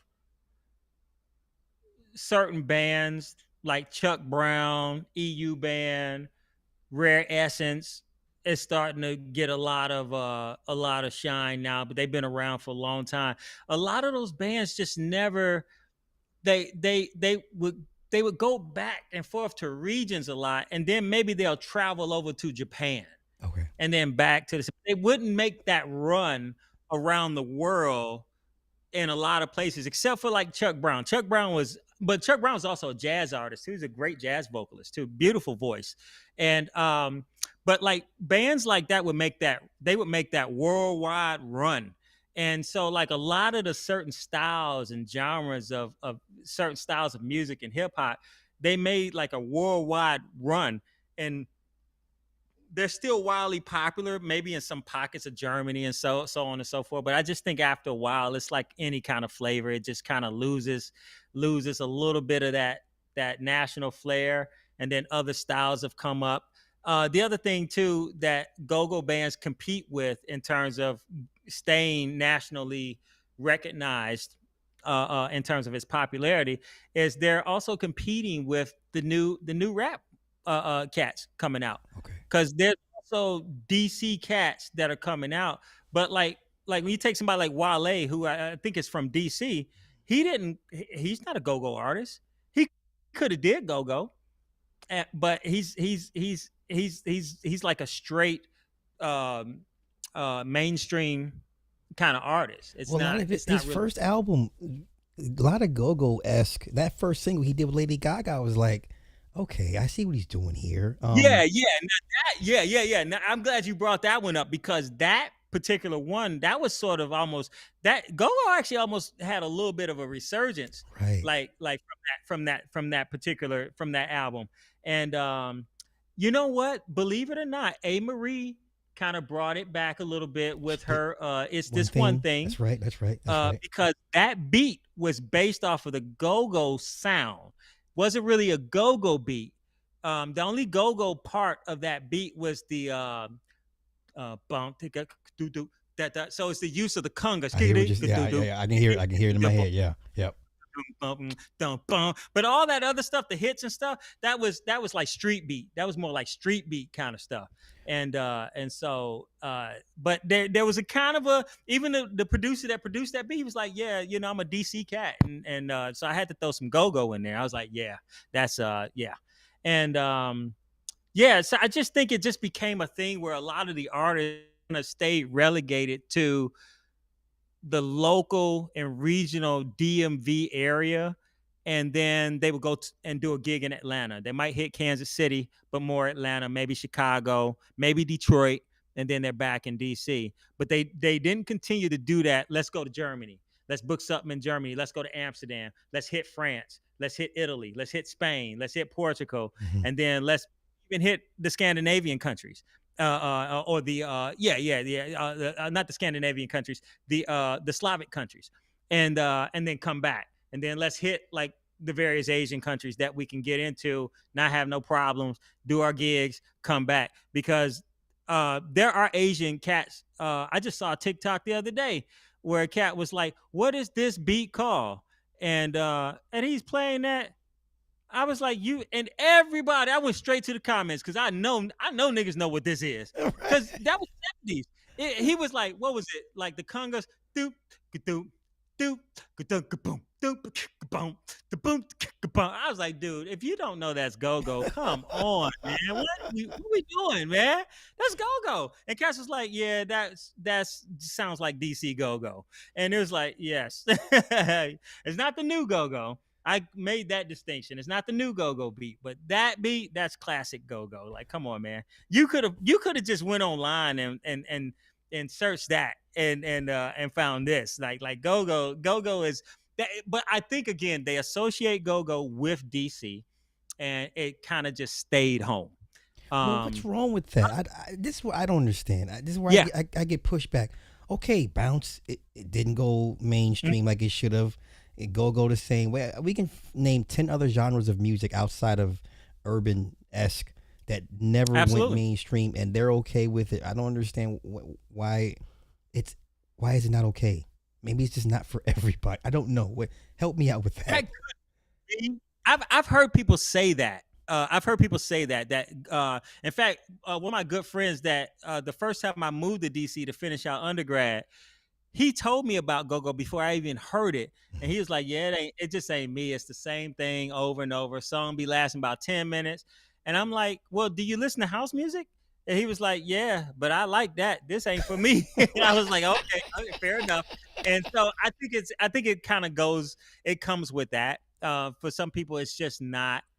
It may not be for them. Just like house music, is they're in dubstep and EDM, and traditional house music is just for certain folks. It found a big uh, resurgence of popularity, I think, in the LGBTQIA community, but aside from that, or the alphabet community, as we say in short, uh, and and I actually think you mentioned disco at Talk about one it. That's point. yes, That's yes. what happened to disco.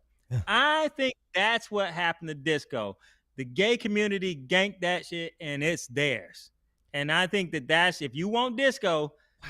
you're gonna kind of have to go into the house and part of what's called the pose or Vogue Yeah. community, Yeah. and that's what you're gonna get because they are still when they have their house and when they have their pose house and duck walk competitions.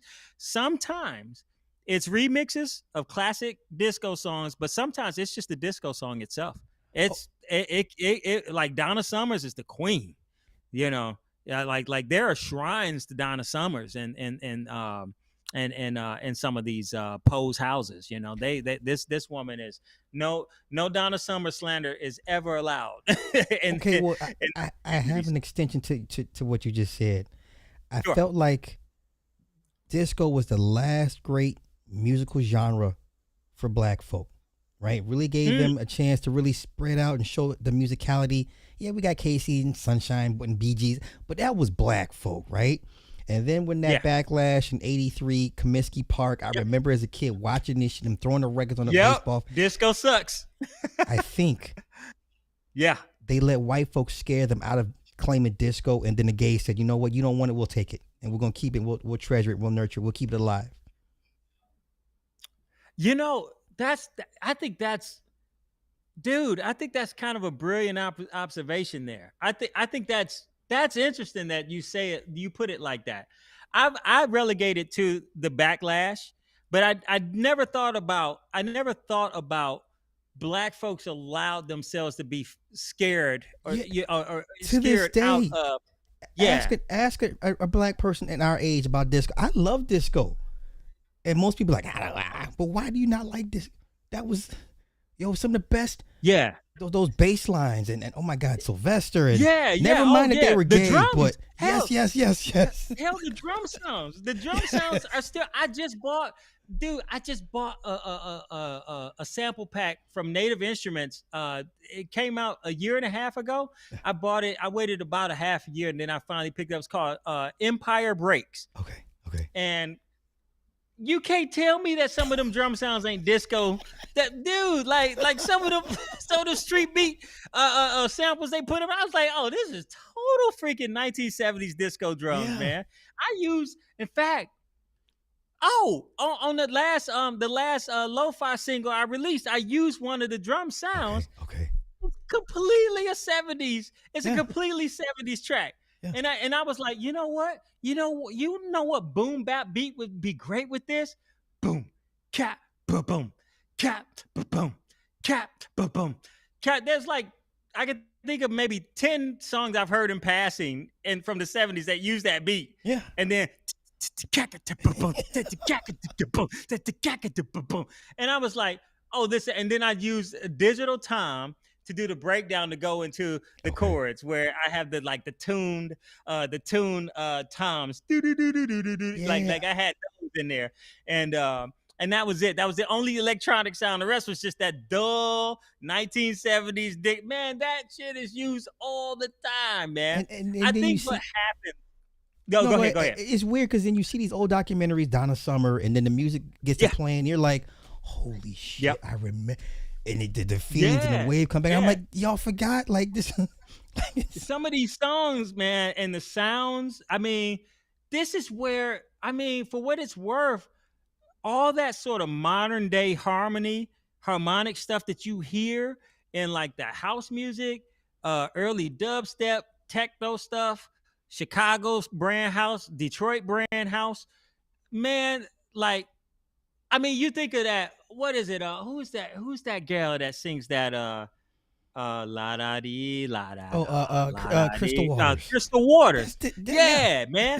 That's Dun dun dun dun dun dun dun dun dun dun. That's disco, man. That yeah, shit comes right out of the disco genre. Like yeah, those yeah. kind of what we call those that chord type is called a suspension. Okay, So basically, it's a two chord with the fifth note of the scale on the bottom. So okay. it creates that sort of open, airy sound that you hear in that, and then it resolves. The resolution is the bump bump bump bump bump. So when you get dun dun dun dun dun Mm-hmm. bump bump bump bump bump, resolution bump bump bump bump bump bump bump bump bump. So that sound, and that's like a minor seven sound. So it does all that movement, and then it has that sort of, it's like the minor chords and the suspension chords. Man, all those great like 70s songs, especially out of disco and the sort of disco soul, what they call the disco soul genre. Oh my God, like there's so much stuff there. There's so much material and influence on the modern day sound there. It is insane. I use that stuff all the time because I've noticed that people use those sounds too. They just don't want to admit that they're using Okay. those sounds, using them sounds, man. And they getting that stuff right up out of the disco era. So as much as disco sucked, as the 1983, I'm sitting there watching. I'm like, what is this? And my like dad's what you like, what, I what, we, don't know. what we doing? Yeah, yeah. It's insane. I would even say that there is some disco influence harmonically on some of the chord sounds, even associated with the hairband Okay. cats. Okay. You think about the "Here I Go Again" song, Okay. that guitar riff, like the what is it? Ba-do-dee-da, ba-da-ba-do-da. That Mm. that's a typical, man. I know I've heard lines like that played by the guitar in the 70s, because the guitar, if he wasn't riffing like chicka chicka chicka chicka chick, he'd play a line like that. Mm-hmm. And it's like, dude, like disco, to be honest with you, a lot of the disco influence definitely sparked a lot of the other genres that came out strong in the 80s, but nobody wanted to admit it because disco, I think it represented a certain type of like mainstream corporatism that people wanted to kind of get away from, Okay. especially when you consider the social functions that disco was played in. Fair enough. Fair The high enough. society. Right. Even though they were a bunch of freaks, they were getting I their mean, boys. that's like Studio it's the 54 soundtrack. niggas was. Yeah, it's the soundtrack to Yeah. deviancy and degeneracy. Like Oh my everybody in God, Studio yeah. 54. These cats Like, was like, but I think what happened though, I think socially, a lot of cats, that degeneracy and deviance that you saw, it was like, I think the rock people and the underground sort of social cats, musical cats, they were, I think they saw even that as now even like swinging is mainstream now. right, Now we gotta find something else now. right, So we right, gotta go harder and get into even more shit now. right. And so yeah, see, once the studio, so once the suits, with the open shirt collars Yeah, started coming out, and they want it's to a get their wrap. freak on in an It's a wrap. orgy, start coming out basically in public, them niggas was like, nah, you know what? We turned away from this, man. Fuck disco. That sucks. And it's just like and so so a lot of the gays and the alternative cats and the pansexual cats and then the cats also that still just said, look, I still love the music. I'ma still rock with the music. So I'ma still take from it what I can take from it. Yeah. Those cats came along, was like, we gonna still deal with it. And it's influenced so much electronic music out there that it's not even funny now. And it's So yeah, man. let's get to Disco, the man. I mean, electronic part. The synthesizers, the yeah. Moogs, the Hmm. chords. Um, did that begin the progression of making lazy producers? I think so. Okay. I think so to a degree. I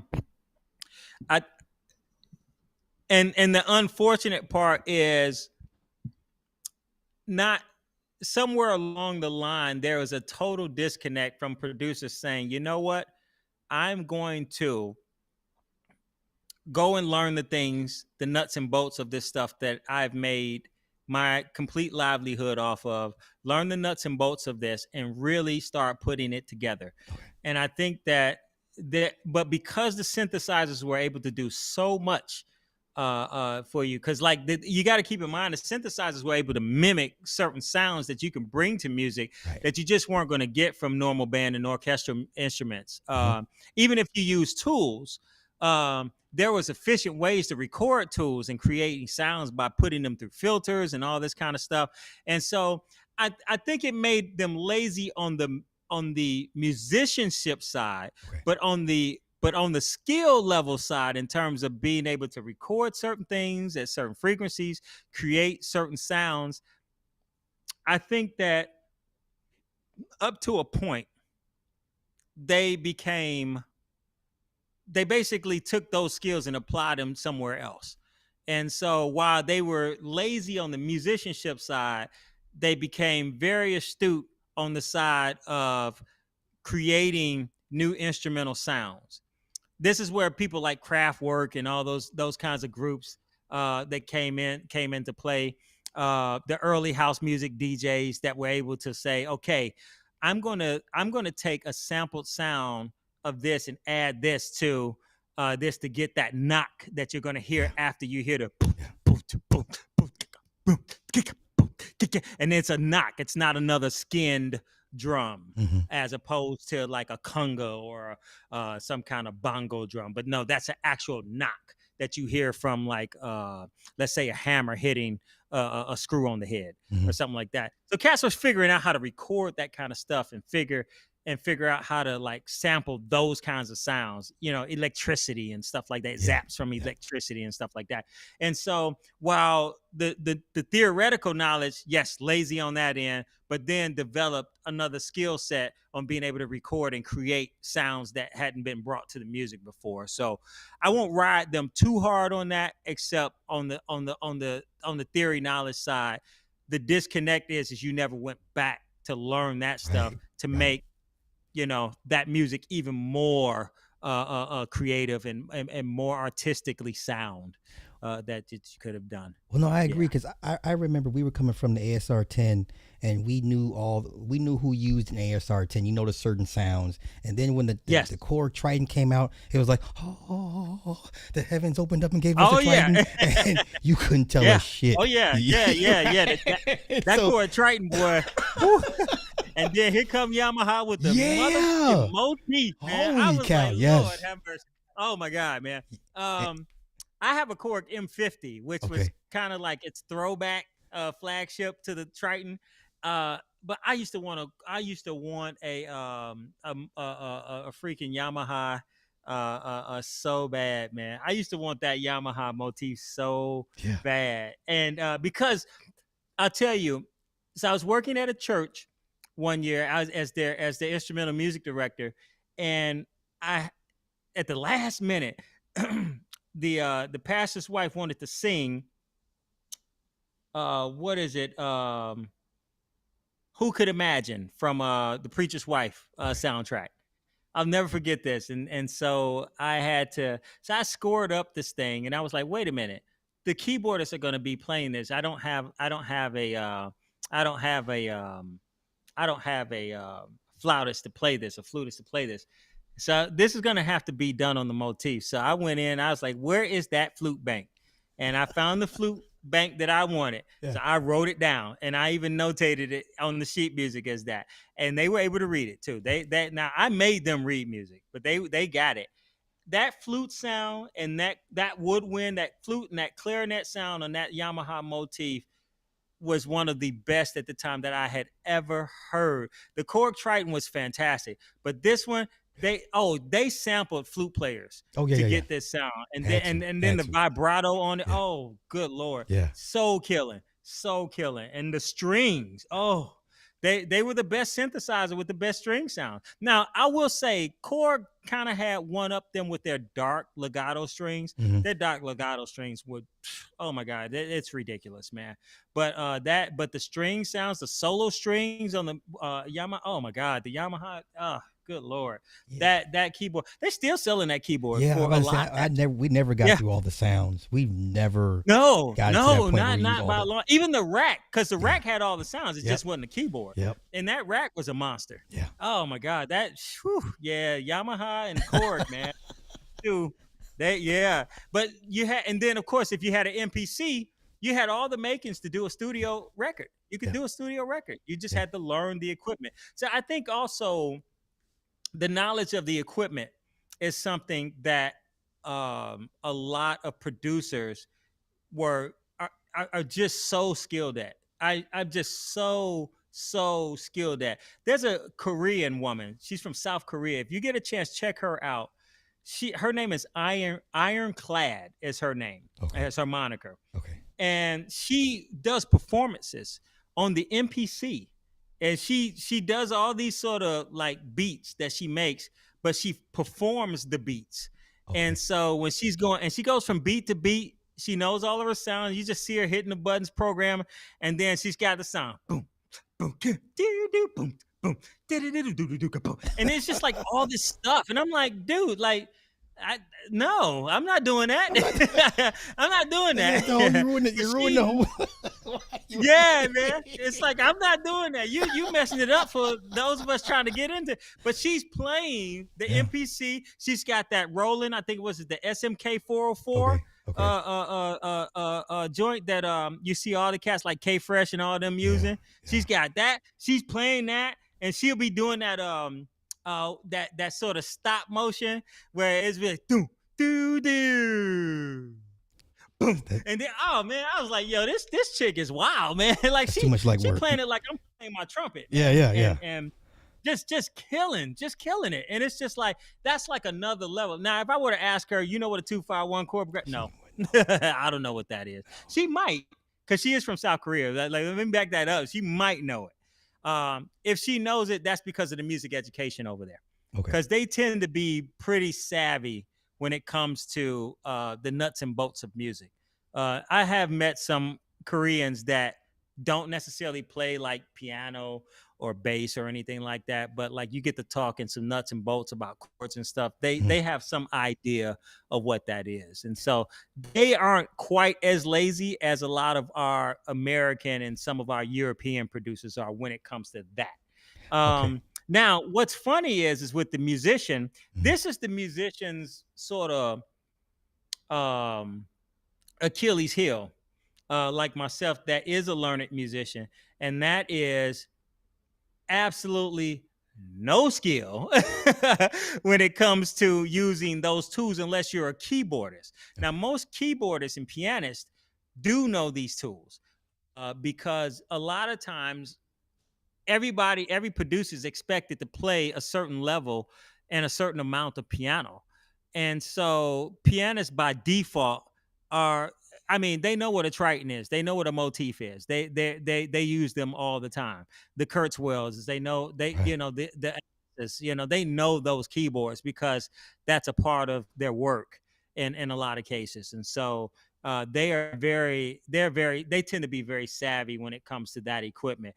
But the average composer that is not a pianist by nature almost has little to no knowledge on DAW software or what even DAW means, or like what are the DA, even if you don't know what DAW stands for, like what are, you know, what's FL Studio, what's Logic, what's Persona's is Studio One, what's Cubase, what's you know, what's Pro Tools, you know. They've heard of Pro Tools. Pro Tools was, you know, yeah, it was the first. It was kind of the first to do it the way they were doing it, and so they know what that is. But they can't use Pro Tools. You know, they get lost in Pro Tools, and it's just like, I don't know what this is, and don't even get in the editing window. But even then, I have to teach people what the editing window does for a person that reads sheet music, because most of my tracks I actually write a lot of my tracks in Cubase, but I actually write them almost like I'm writing a piece of music. If I'm looking at a score writer like Finale or Sibelius, well, Finale's no more. God rest their soul. But they're supposed to be teaming up with Dorico, which is what I use to. Uh, so they've been taken over by Dorico. I think that's the last thing I think that happened. And so all the Finale users can learn Dorico via Finale and that Okay. kind of thing. I think they got one more edition of Finale, and then it's gonna be finito. But but when I'm writing in a score writer, it has the actual score, like you would see like a paper score that you see the conductor turns.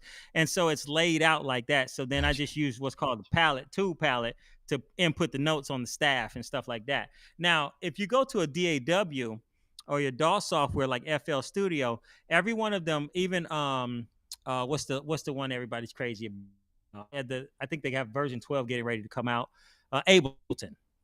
So every one of these DAWs, they have what's called an editing window or editor window. And in the editor window, that's where you can put it's called block notation. It's still what we call mensural or measured notation, Mhm. musical notation, but you have what's called a grid. And in that grid, you can have the grid set to quarter notes, half notes. You can have them set to eighth notes and 16th notes, 30 seconds, 30 seconds, 64th notes. You just go down, go smaller and smaller. You can have them set to that. And I usually set it to 16th and eighth notes, because any smaller than that, it's only for me to do certain things like with the drums or something. Like I was trying my hand at making a trap beat. It was okay, but I wanted to get that proverbial roll on the hi-hat. And so I didn't have any sounds that can give me that kind of sound. So I had Yeah. to note it in. Gotcha. And so I had to Okay. use 164th notes and just put them all within that span of that one beat. Okay. And I was able to get Gotcha. and so I was able to get that. And that's just from knowing the software and being able to manipulate the software. But I actually write a lot of my tracks like I'm writing a piece of music in the notation software. Um, and so you don't see, like I see some people, they'll drag samples in and that kind of thing. I don't do that. And so this takes me to the whole why motherfuckers be getting like copyright strikes all the time. Let's go. The reason why cats be getting copyright hits when they're making beats and producing beats, there's two things. One is that beat has been used by somebody and they've made some money on it. Or if they released that beat, they had a big enough following that they were able to get enough listens and spins on Spotify or whatever the DSP platforms they're using that beat is registered on.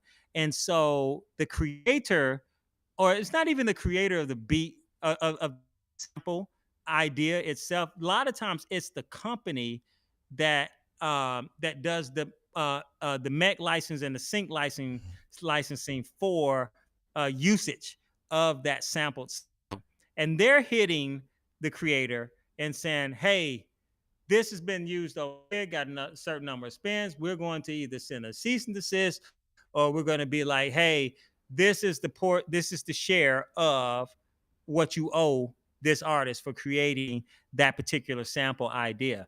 Now, there's a couple ways that I've heard to get out of this.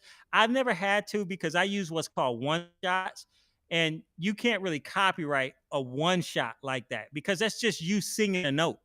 And Okay. if you try to copyright a one shot, like say like for a Foley sample, that's usually like sample of tools, I'll just go find the tool and then I'll make my own one shot of it, Right. because every person has a sampler in their DAW software. Mhm. Plus, I have what's called third party synth samplers. Like I use Serum. Some people like Omnisphere. That's another one I dig too. It's a good one.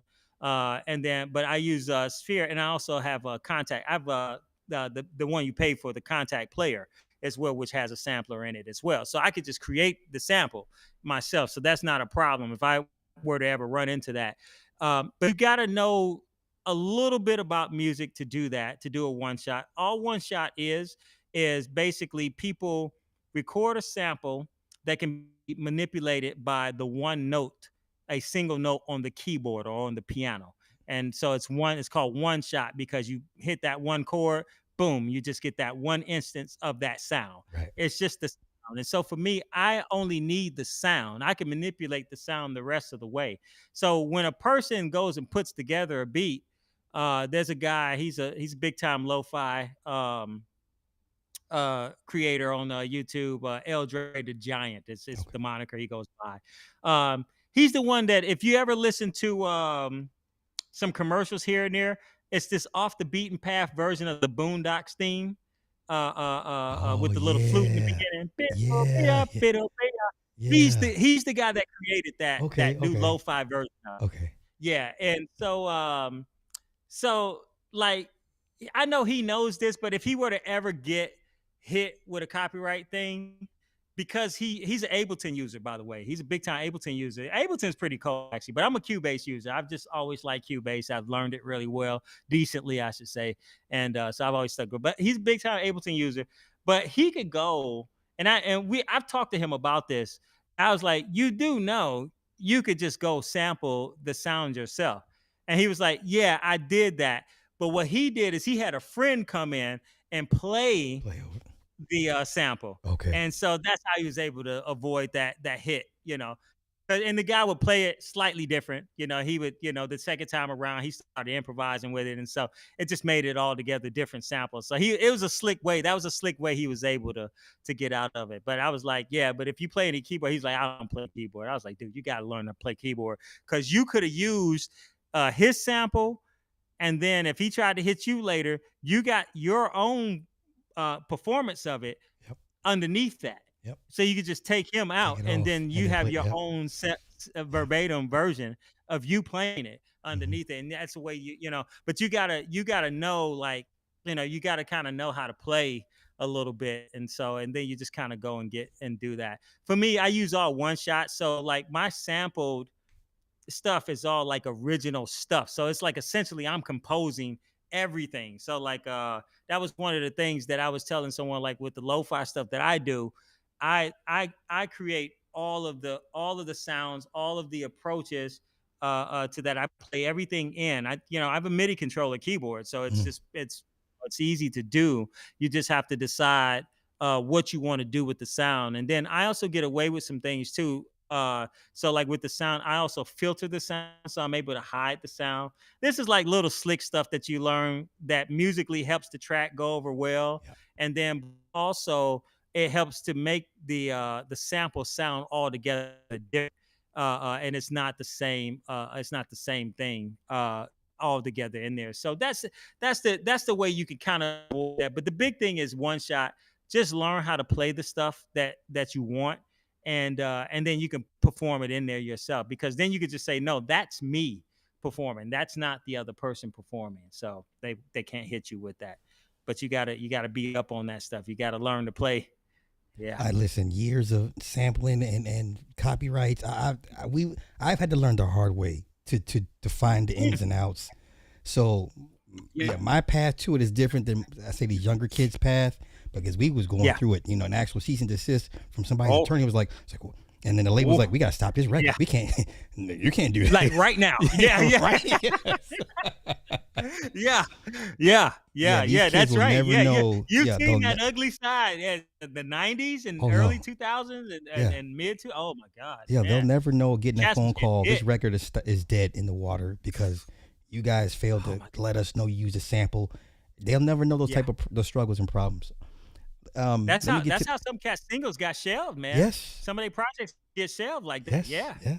Yeah, you gotta be whew. So That's so sad, because the person be happy, they got their deal, they ready, and then it's listen, like, man. yeah, we gotta shelve it. Man, It's when like, legal oh, calls, come yeah, it on, ain't the man. label, it's legal calling. It's like, legal. Why are they calling? Yeah. Who the hell? Well, what was the whole thing with Ashanti trying to get her masters? And she was like, yeah, I'm gonna try to do them myself. And I'm like, you okay? You She know how went and much tried to work do that the is? Taylor Swift before Taylor Swift did it, and it's like, Yeah. didn't work out that way. So That it's not gonna work. No. Well, the thing that what people forget about, because I think she even said, well, Taylor Swift did it. I was like, baby, Taylor Swift she's from the Nashville program.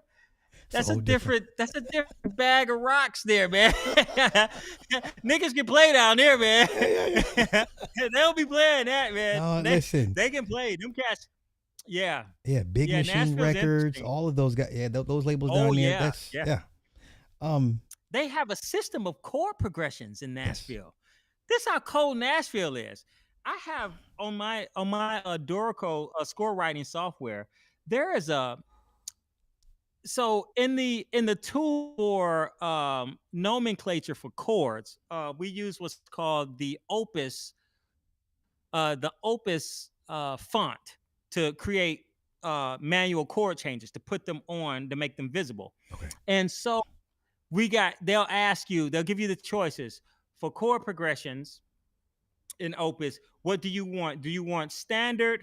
You want jazz? You want Boston jazz? You want New York Mm, jazz? You want Chicago jazz? And then right underneath it, the last option, or was the last, I think they got some more now. The last option for versions 1 through 4 was, do you want the Nashville system? okay. And I was like, what the fuck is the Nashville system? So I wrote out a chord like standard jazz E minor 9. And the way that said, it said E minor 7 plus E minor 7 add 2. And I was like, whoa, this is a thing. I've seen this. I've seen this in gospel, Nashville gospel music. Okay. And but it turns out the country cats be using that system too. And these guys can read this stuff. And it's like a lot of people understand there's a long standing history of, of of country musicians being able to read chord nomenclature. And some of the guitarists can play, are classically trained in Yeah. addition to being trained in the country western art Well, as well. And so these cats can read, man. Like they yeah, man. Nashville musicians are a little cold, man. I've worked with some big bands out of Nashville, man, and I walk in there and it's like the first take. I was like, I'm gonna take this down and I'll count it off. One, and they were like, hold up, prof. Listen, you could take that tempo, just make them read it. And I was like, y'all sure? They're like, yeah, let's hit it. I was like, all right, uh, and they boom, right there. We ready to record a tape, and it's like, oh, y'all not playing. So I was like, well, get up number 95 then. We gonna read that one too. These are two of my hardest ones, so we gonna get these out the way, and then the rest of this is gonna be easy. yeah. And shoot, I man, Well, yeah, I've had some nice gigs in Niceville where them cats be reading their butts off, man. I'm And glad you and mentioned the that. rhythm section players, like the bass, the drummers, and Yeah. the guitar players and stuff, they all play country western. That's how they keep the lights on. Well, let That's how me they ask. can be full time performers. Oh, I'm glad you mentioned the country in Nashville. So, Mm-hmm. country music awards, the CMA, like I don't think people really understand that's their own ecosystem.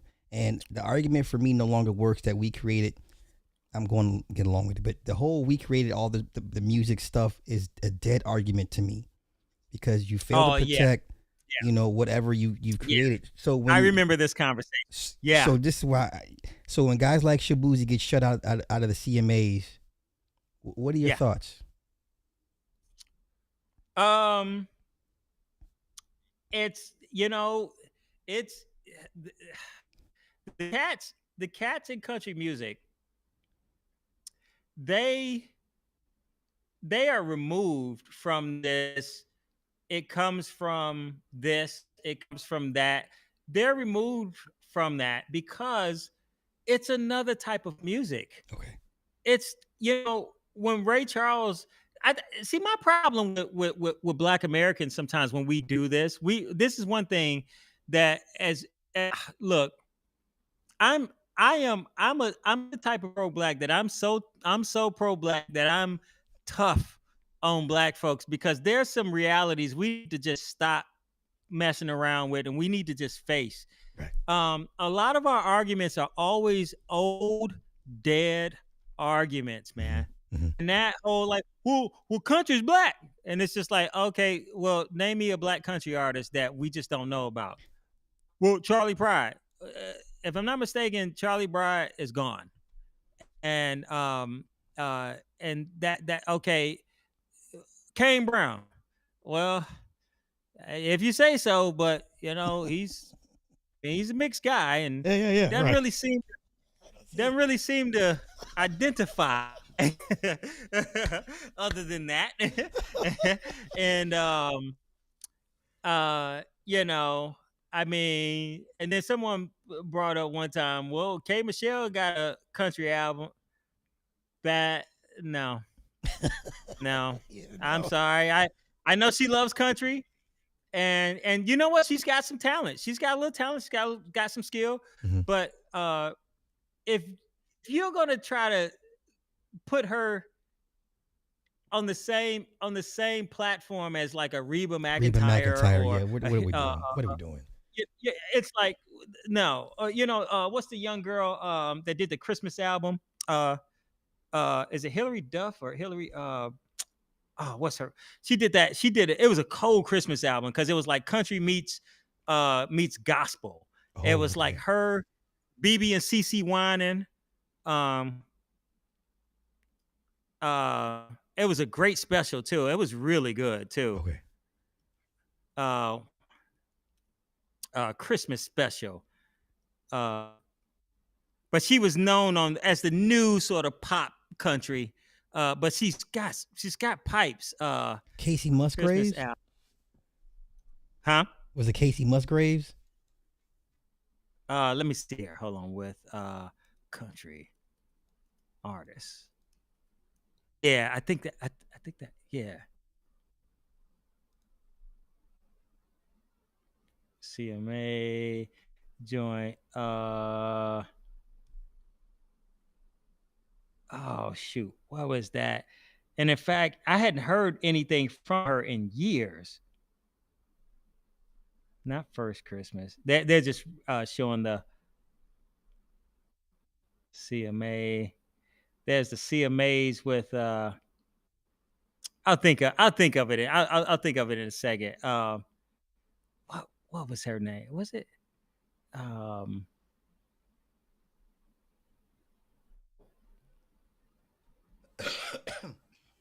because it was a whole like video Christmas special, and they did a bunch of different selections. Um, let me see, Ashley McBride. I always like the AI overview because they'll Yeah, right to have the some point. stuff Yeah. and I'll be like, oh yeah, Right. they'll have some stuff and it'll be like, yep, that's it. But this one didn't give it. I probably have to word it another way. I'll go back to it in a second. It was fantastic. But I mean, this young lady, the young lady that's the country artist. I mean, she's just a country artist. I Mhm. mean, she's not. This is not reminiscent of the straight up and down blues or R&B or gospel. In fact, it wasn't because when you add BB and CC Winans to the special, they don't sound anything like her in terms of rhythmic approach, Mm. the way they start singing the songs, their approach to singing the songs. The only time they sound together and similar is when they actually sing choruses together Okay. that's harmonized. But Okay. outside of that, it's like you can hear the country twang in her voice and stuff and all that stuff that comes with country. Female country artists, you could hear all of that stuff, and it's just like yeah, I never buy that. I get the origin, I get the origins that people are trying to draw the inferences between country and the blues and stuff like that. Hell, Ray Charles even called country the white man's blues. So Mhm. there is something historically sound to that. But when you listen to Blake Shelton's divorce song, "She Got Away with Words," Yeah. man, that don't sound nothing. That does not sound like typical black music that No, we hear nothing out there. close. Nothing close. No. You know, and it's a great song. It's such an enjoyable song. It's a hilarious song, and it's just like, yeah, this is just country. This is typical kind of country isms, like kind of thing, Yeah. and stuff like that. And you get the artists that they feature on Yellowstone and stuff. What's that one girl, Lanny? She's a big butt white girl too. Like a lot of brothers like her because she's so thick. um, Lanny Wilson. That's her name. Okay. And yeah, a lot of brothers like her. The Pog City. Your boy Okay. Solo Okay. TV 84. He gonna be all in. Shout out to Solo. But she's the real talented artist, man. But man, that don't sound like no Beyonce or no, whoever the leading R&B artist. That's like that's a whole nother type of vibe and stuff, man. Mhm. Um, yeah, yeah, yeah, yeah. I never buy that. Even like with the rock stuff. I mean, now there are black rock artists, but even with black rock artists, um, it's not. It's still not. It's rock. It's not jazz. It's not Right. blues. Right. Right. There's a point. There's always a shifting where the music becomes its own thing, divorced from not divorced, but I would say a sidestep away from its origins. Mhm. The reason why a lot of people liken the country, the country music to the blues is because okay, so here's a nerd piece for you in music. When it comes to the blues, there are three standard blues types, and they're based on how many numbers of bars or measures. Measures are measurable units of music with a certain number of beats to them. So let's say if you're 4/4 time, you got 4 beats, that's the next measure. Next 4 beats, that's the next measure. So it's a measurable unit of time and beats, and that's how we're able to determine how much music is being put down. It works similar in rap, but I think that a lot of people don't really know this, so they just say bars, and it's just like, yeah, what the hell bars are. But I get it, But its nickname is bars. It's actually measures, but it's bars. His nickname is bars, and so there's three types of blues. There's the 8 bar blues. The most common is the 12 bar blues, Mhm. and then you have what's called the 16 bar blues.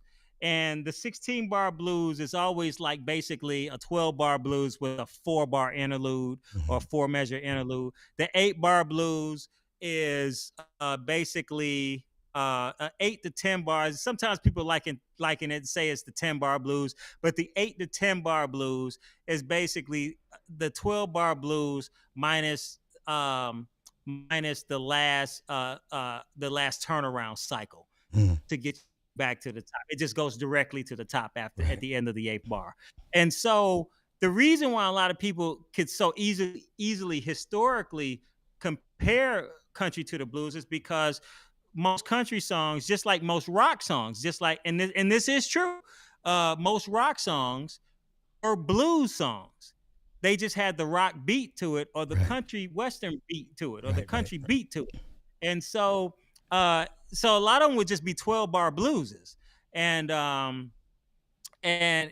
so but when the country music started following normal ritornello or verse chorus song form, then that right there changed the landscape of the rock song, of country song, of the R&B, because we call R&B is really not rhythm and blues, because true rhythm and blues is still like 12 bar blues. Okay. Boom, boom, boom, boom, boom, boom, boom, boom, boom, boom, boom, boom, boom, boom, boom, boom, and that'll go on for 12 bars, and they come right back to that boom, boom, boom, boom, boom, boom, boom, boom, boom, boom, boom, boom. Whereas an R&B, it don't even use that beat. It don't use that shuffle.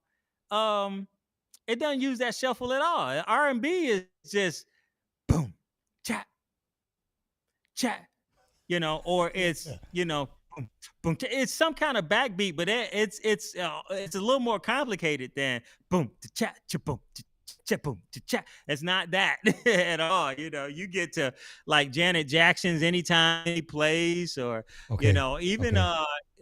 even any of the Beyonce songs, or any of the Keisha Cole songs, like the Love. That was one of my favorite hits of hers. I love that. I love how she sounded on that, Mhm. because she's not really a pipey singer like that, but that song has got a vibe to it that's just like, yeah, it's like that puppy dog, young love kind of thing, but it's got a vibe to it. But shoot, that and then when K Michelle came out, when R. Kelly wrote the what is it? I Can't Do This. Oh man, that one messed me up for a minute, man. Cause I have a heart for the R&B shuffle. Mhm. So if you remember, like, Wind and Fire's "Got to Get You Into My Life," Yeah. gotta, Yeah. boom, and that song kind of used that. So that was kind of a throwback for me. I was like, oh, they using the R&B shuffle in this. All right, K Michelle, I hear you. You know. And then after that, I ain't hear much from her after that. But that song was definitely a good little hit, little quick hit for her for sure. But yeah, but that stuff, outside of that, I mean, those songs they're not the blues. The blues is its own thing now, Mhm. and those songs are their own thing, including country. All right, let me get right to it. You've Yeah. seen everything from Hitsville, Gamble and Huff, Quincy, Babyface. You've seen them Hmm. all, and you can not only have you seen them all, but you understood what musically what they were trying to accomplish. Yes. When did it? When did black music start to regress, in your opinion? Oh, I might get some flack for this, but I would say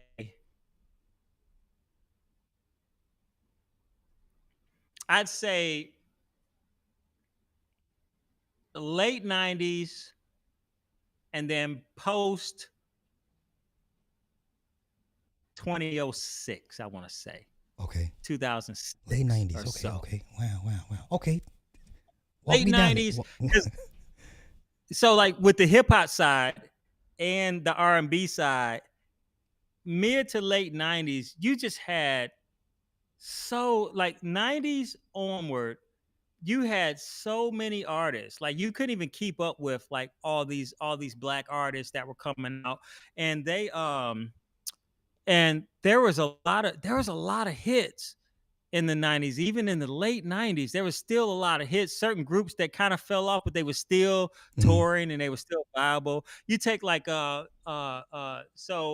my ex's, one of her favorite groups was the duo group Jeanne. Oh yeah, yeah. Michael I Jackson's group. Yeah, know yeah, yeah, yeah.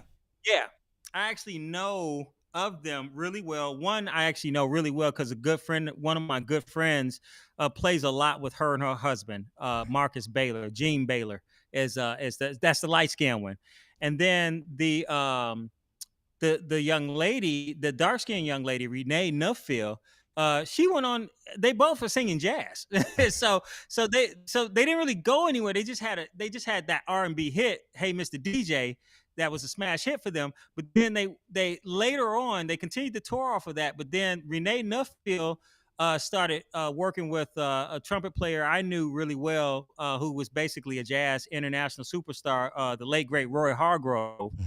out of Dallas. He's actually out of Dallas, a Texas trumpet player, and real bad cat, great musician, good guy too, really good guy. Unfortunately, had some issues, substance issues here and there, and um, and just kind of got sick later. Had some health problems and Okay. just didn't make it. But but boy, this guy God, he left so much great music. He is just he's just one of the baddest cats, man. But you know, he had a band that was like a fusion funk fusion band called the RH Factor, Mhm. and Renee Nuffield was one of his vocalists and keyboardists in that band, and they used to do some wild stuff, man. Just great, like just a bunch of groove jam band kind of stuff, but it was real blackety black, like super blackety black stuff, man. I'm talking like throwback, like Oh my god. throwback, like early '80s, '70s, '60s, kind of. Just, I mean, it was. I hate to say it's just like some.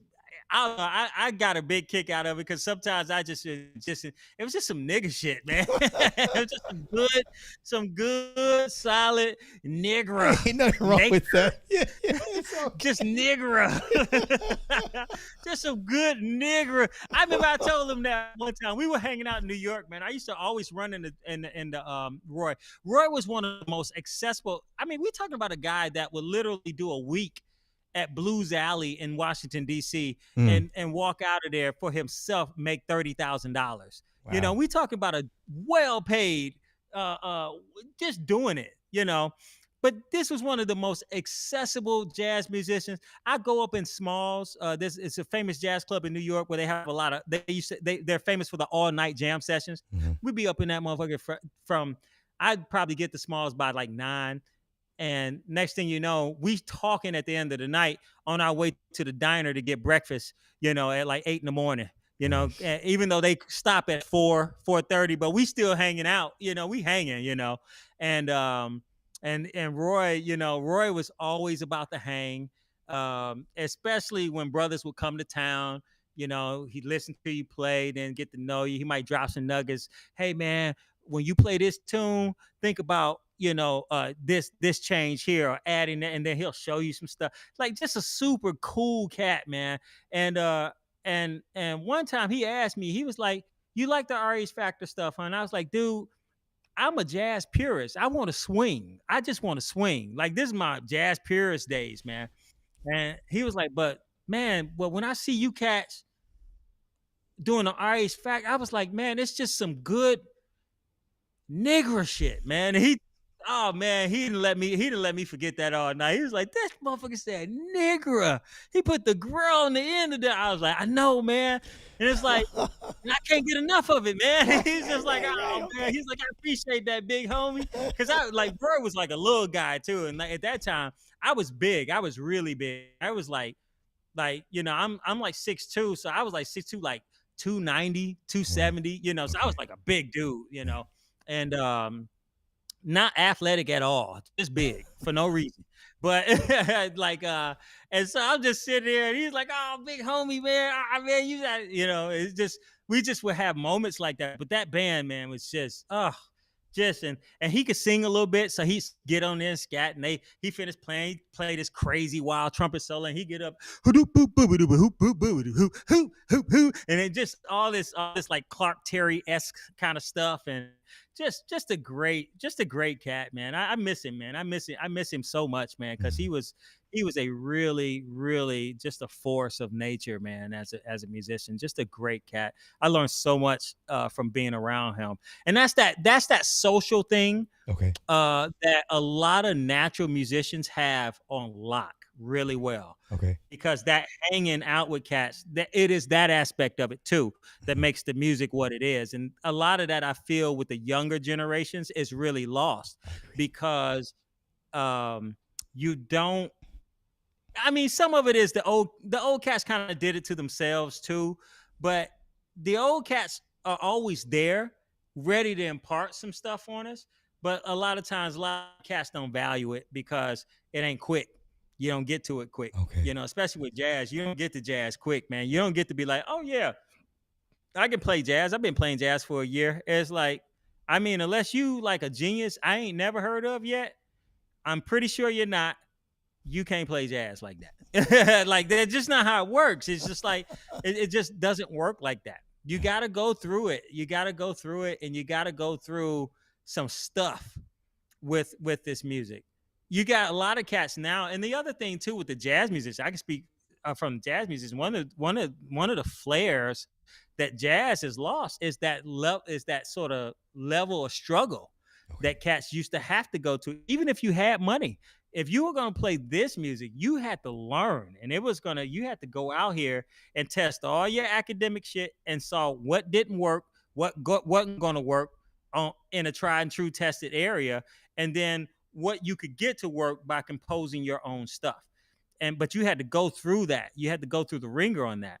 And the same with R&B, same with rhythm and blues, the same with doing our R&B, our modern take on R&B, gospel.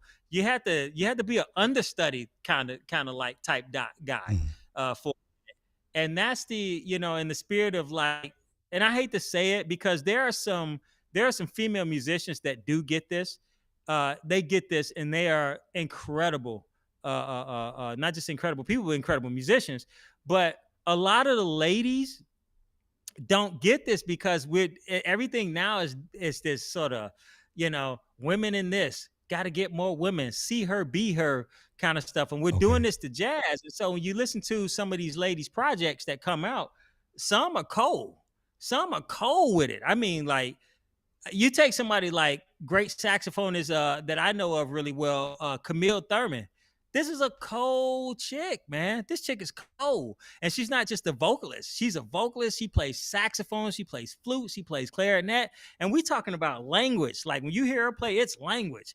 You got a few folks like this. There's uh so I I know you call her the village idiot, but Jaguar Wright Jaguar. talked about yeah. That is funny, man. I That will is never hilarious. doubt her singing prowess, her Oh vocal. no. She I knows. totally get it. Yeah. Oh, absolutely, Yeah. absolutely. Jaguar is cold as a singer. She's got some. She's a natural. She's actually a natural, and she knows about some great jazz musicians. Yeah. And she was talking about one of the jazz musicians that sort of had some issues with Beyonce and stuff like that. This girl is cold. The girl she was talking about was cold. She's a phenomenal drummer. I met her in New York one time, and we got to play together a little bit. And I was like, "Wow, you really are kind of bad, behind a drum set, man. You really killing it." And she's just, and it's a sweet girl too, man. She's out of St. Louis, I believe, Okay. by way of Cali, but out of St. Louis. But she's been, I guess she's had some struggle with some work here and there. I would hire her in a heartbeat. She Hmm. just doesn't live in middle America. So I Okay. just can't afford to bring her in at like thousands of dollars a pop every time Yeah. I want to use her. I would Right. totally use her, especially in the big band setting. She's killing. There's another New York drummer. She's playing a lot with Christian McBride, named Savannah Harris. She's killing. Okay. But these are women that really can play. There is no difference between these ladies and someone like the great Greg Hutchinson, except experience, Hmm. or the great Kenny Washington, except experience. These are Okay. older guys, but they're cold. Jaleel, not Jaleel Shaw. Damn, why can't I remember his name? Play with Tom Harrell and all these guys. But anyway, these, or somebody like Dennis McCrail or somebody like that. I mean, these guys, these ladies are phenomenal, like players. But my thing is that outside of them and some of the horn players like a Ingrid Jensen, a cold trumpet player, like a lot of them are a little weak, on the jazz side because they really went through nothing. Okay. They might know some things, they'll know some things, but like they ain't really went through nothing. Like Mm. they haven't had to go through that struggle, and then having that whole like, because for what it's worth, on the performance side of things, music has always kind of been, kind of a guy sport, with the exception of maybe like vocal, vocal performance, and choral performance, or something like piano performance, or a Mhm. certain level of string performance. Mhm. But outside of that, when you get to like the winds, like brass winds, woodwinds, like on the high end side, you just didn't have a lot of ladies going in that direction. They would go in other directions a Right. lot of times. And so now you're seeing a resurgence of a lot of women saxophonists trying to get out there. But the thing is that like some of the ladies just ain't been through it yet. They just ain't been through it. I mean, most guys don't go through it too. Cause like, I mean, I listen to a lot of guys play, and it's just like, yeah, you ain't been through nothing. This applies to the guys too. But I mean, most of the time when you hear a lot of the dudes, even if they white, you know, and they play and they can truly play, there's a story, but there's a kind of messed up story behind Okay. why this cat is, you know, and there's some bumps along the way, Mm. you know. There's either a really good story, you know, and that comes out in their playing, and you can hear that joy and that sort of centeredness, or there's a really effed up story. Dr. Thunder has a really great story that comes out in his playing and his musicianship. Camille Thurman, I believe, has a great story that comes out, and there's some bumps along the way. That's the nature of jazz, so-called jazz. Uh, Me, really fucked up story. I mean, fucked up story. We'll have to get into this another time, sort of the mythos of Dr. Doug.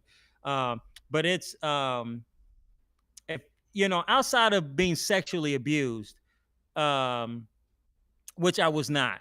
Uh, but if you could, if you could think of it, I've probably been through it, and I there's a lot of firsts for me in my family, Okay. and so it's a super unsavory background.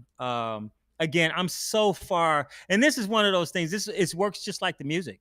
Um, I'm so far removed from that stuff that I almost forget like how much and how intense and how Right. much of that it was Okay. coming up. And I was coming up in Detroit during the beginning stages of the crack era, and then I moved back during the heightened part of the crack era. So this is the end of the drug kingpin when I Mm. moved back. Because by then, Maserati Rick has been killed. Mhm. Uh, Demetrius Holloway has moved away, but he's about to move his dumb ass back and get his ass killed. Okay. Um, Most of the best friends were either lifers or they had been killed. Mhm. And the only one that had been killed that's out here sort of telling on himself with impunity is Nate Boone Craft, which is insane. But and it's like, and Cass is like, they be on his ass too, man. And and shout out to him because they're great stories. But it's like, dude, like you made a deal to be able to go out here and tell these cautionary tales about being a hitman, a professional hitman. I mean, we talking about, like, he was like, somebody straight up asked him in the interview one time, how many bodies you got? And he was like, you mean the ones that y'all already know about? Yeah. I'm like, oh snap, what? He was like, yeah, well, I'll say the ones y'all know about 50. I'm like, Jesus Christ, 50? This nigga was a Mexican cartel Sicario. He's like a black Sicario rolling around Detroit, offing niggas every chance he got. I was like, Lord have mercy, man. But you know, but when I moved back, it was at the height of the crack era, and we talking like, um, Rayful Edmonds hadn't been caught yet. He still worth about $350 million. You know, um, Frank Lucas is in jail, about to get out around that time. Uh, who Pee Wee Kirkland is out or getting ready to get out. Uh, it's the start of Freeway Ricky Ross's problems around that time, because this I moved back in 90 91, so this is about the time when he basically got caught up and lost that empire, but was still worth a lot of money. So this is like the Snowfall era, and was in Detroit from 90 up until about 93, and then I went to East Lansing to Michigan State. Okay. So it's like with my mother, and my family. I had great family members that looked out for me, and it was only that really really helped me kind of stay focused, stay on track. It was that, and the fact that I just would do anything to not end up like my parents. Okay. Anything I could do to not end up like my parents.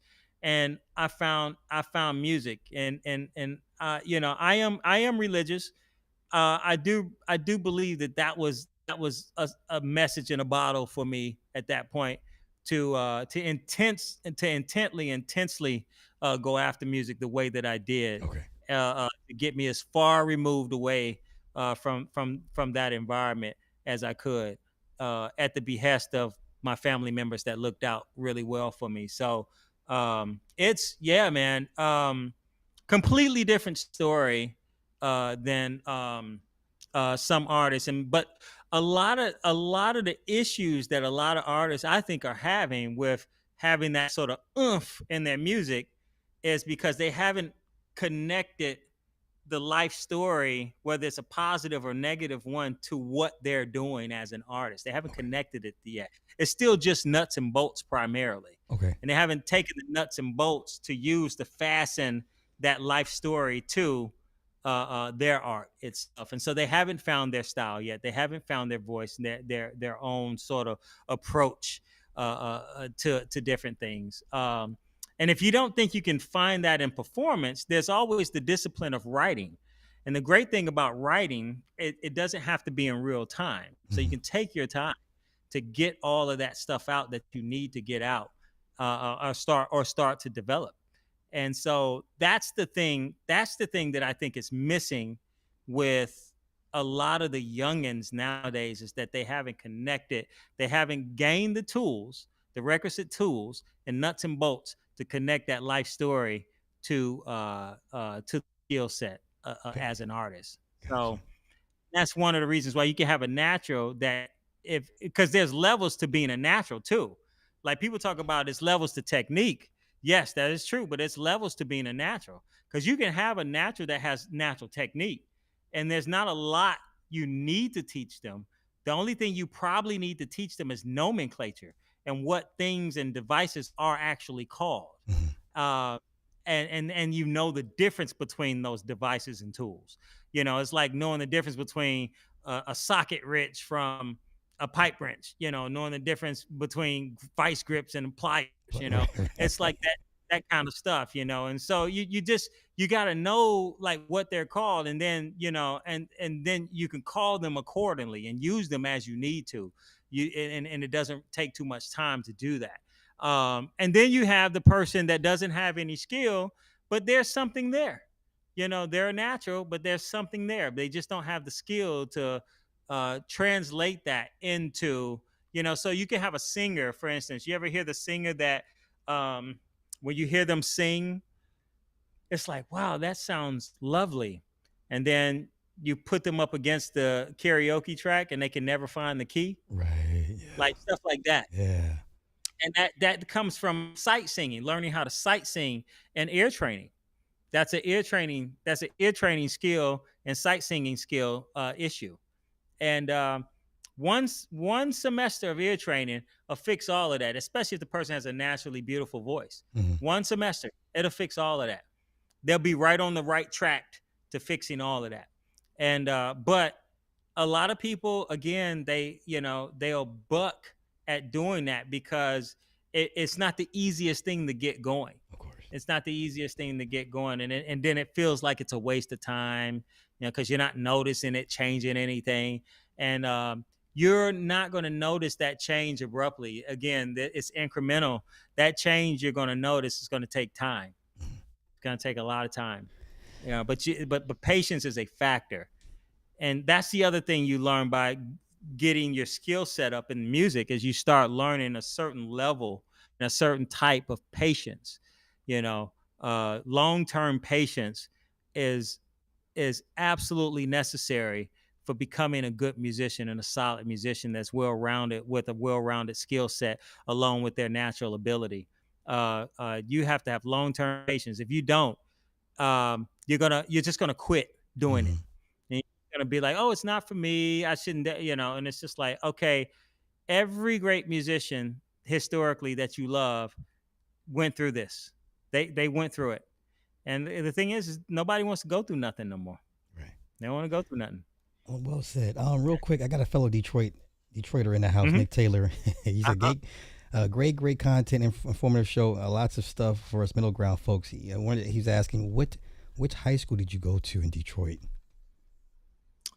I went to so there's two things. I went to a high school that was in what's called an inner city suburb. I went to Highland Park Community High School. It's in Highland Park, Michigan. If you know about Highland Park, it's the northern part of Woodward Avenue that basically splits the east and west side of Detroit from each other. When I moved in with my cousin my junior year, I lived on the east side of Detroit, I live right down the street from Denby High School, but I didn't go there. I continued to go to Highland Park. I graduated from Highland Park High School. Yeah. All right, Doc, I've had you on for 2.5 hours, good sir. Oh man, jeez, I did. You blew right by it, man. Jeez, man. I Oh definitely man, want to. that was great, man. Yeah, No, man. I'm gonna have to rewatch this and take notes, especially as far as so much. Everything you said now makes sense to everything I've heard and seen the process Sure. in the studio. It's like, oh, only took like Yeah. 20 years later, but I get it now. So I appreciate you taking the time and just kind of, walking me through the process and explaining, because I really didn't have an idea of how intense like music theory really Yeah. is. Once you move up the ladder and it's just like, wow, you guys. Okay, real quick question: who owns the dissertation you turn in for your musical piece? Is that you, or does Well, it belong to the university? oh, say it again. I'm I'm sorry. sorry. I'm Yeah. sorry. So I the think I music piece you turn in for your dissertation, who owns that? Does it belong to the school, or is it Oh, you keep that? yeah, yeah. So you know, I got into this yesterday when another content creator. I think Dr. Thunder was talking about this about the Cheyenne Bryant stuff because of the Tasha K video from this week. So if anybody says that they have a PhD or a DMA or a DA or any kind of doctorate degree, um, the easy tell for knowing whether or not it's accredited, reviewed, peer reviewed, and overall what you consider real per se is first from an accredited land grant institution or federal private institution, granted private institution. And the telltale sign is you can do a search for Okay. their dissertation. My dissertation is easy to find. Dr. Thunder's dissertation is easy to find. Dr. Cornell West's dissertation is online. So you own it. Okay. Like mine is copyrighted two places, through me and also through the repository at the university, and also Okay. the international repository. ProQuest is the international repository. You Okay. can find anybody's dissertation anywhere in the world on ProQuest. The other place is their University Digital Commons. Um, the other and both of these will come up. Two things that'll come up if you do a search, Suite for the Panagia. My website will come up. There'll be a page for my website. There'll be the UNL or University of Nebraska Lincoln Digital Commons, and then I think further down there's the ProQuest repository. So it's copywritten through the repository, through the Digital Commons, the University Digital Commons, and then I also have my own. I have my own copyright for it because I also released it as a composition project as well. So essentially, you do own the work, Okay. because it is original research that you're writing about. So essentially, you do, but it's part owned by you, part owned by the Commons, because the Commons is the place, the Digital Commons, or that portion of the library, Mhm. the archives of the library, will house it for you. Gotcha. So that way you don't have to worry about keeping up with it and that kind of a thing. So yeah. And no matter where, like if the university shuts down, then it's in the international International. Right. Okay. repository Gotcha. Gotcha. for research. Yep. This Yep. was But that's always a telltale sign. Somebody call themselves doctor something and be like, "What's the title of your dissertation, sir or well ma'am?" said. And they tell you, and you should be able to put the title in, and it comes up. This is the problem that Umar Johnson is having right now, Okay. because for the year that he supposedly graduated, and he's actually considered as a child psychologist, you are considered a medical doctor. That's So right. supposedly he went to medical school. So he's actually an MD. That is super easy to find. Even if you're not practicing, Dr. Ben Carson's MD license and research and all that stuff about how he got his license, Hmm. how he's doing what he's doing as a neurosurgeon, all that is at Peabody. I mean, not Peabody. Yeah, it is Peabody. Excuse me. Oh no, he worked at Peabody. I forgot where he got his at, but it's easy to find. You can find it there. His work is at Peabody, Hmm. or did he go to? I got it. I can't remember. I have to look into it again. But it's all that. Dr. Michael Eric Dyson. you can find his dissertation. Don't politically agree with it, but it's Right. there. It's Right. there, and you can view the abstract of it. If you Yeah, you can view the abstract of it. Cornell West's joint on economic communism and all that kind of stuff. You can go read the abstract. You can read my abstract on how I put the four songs together and how they came about. What each song represents. Phases of the song.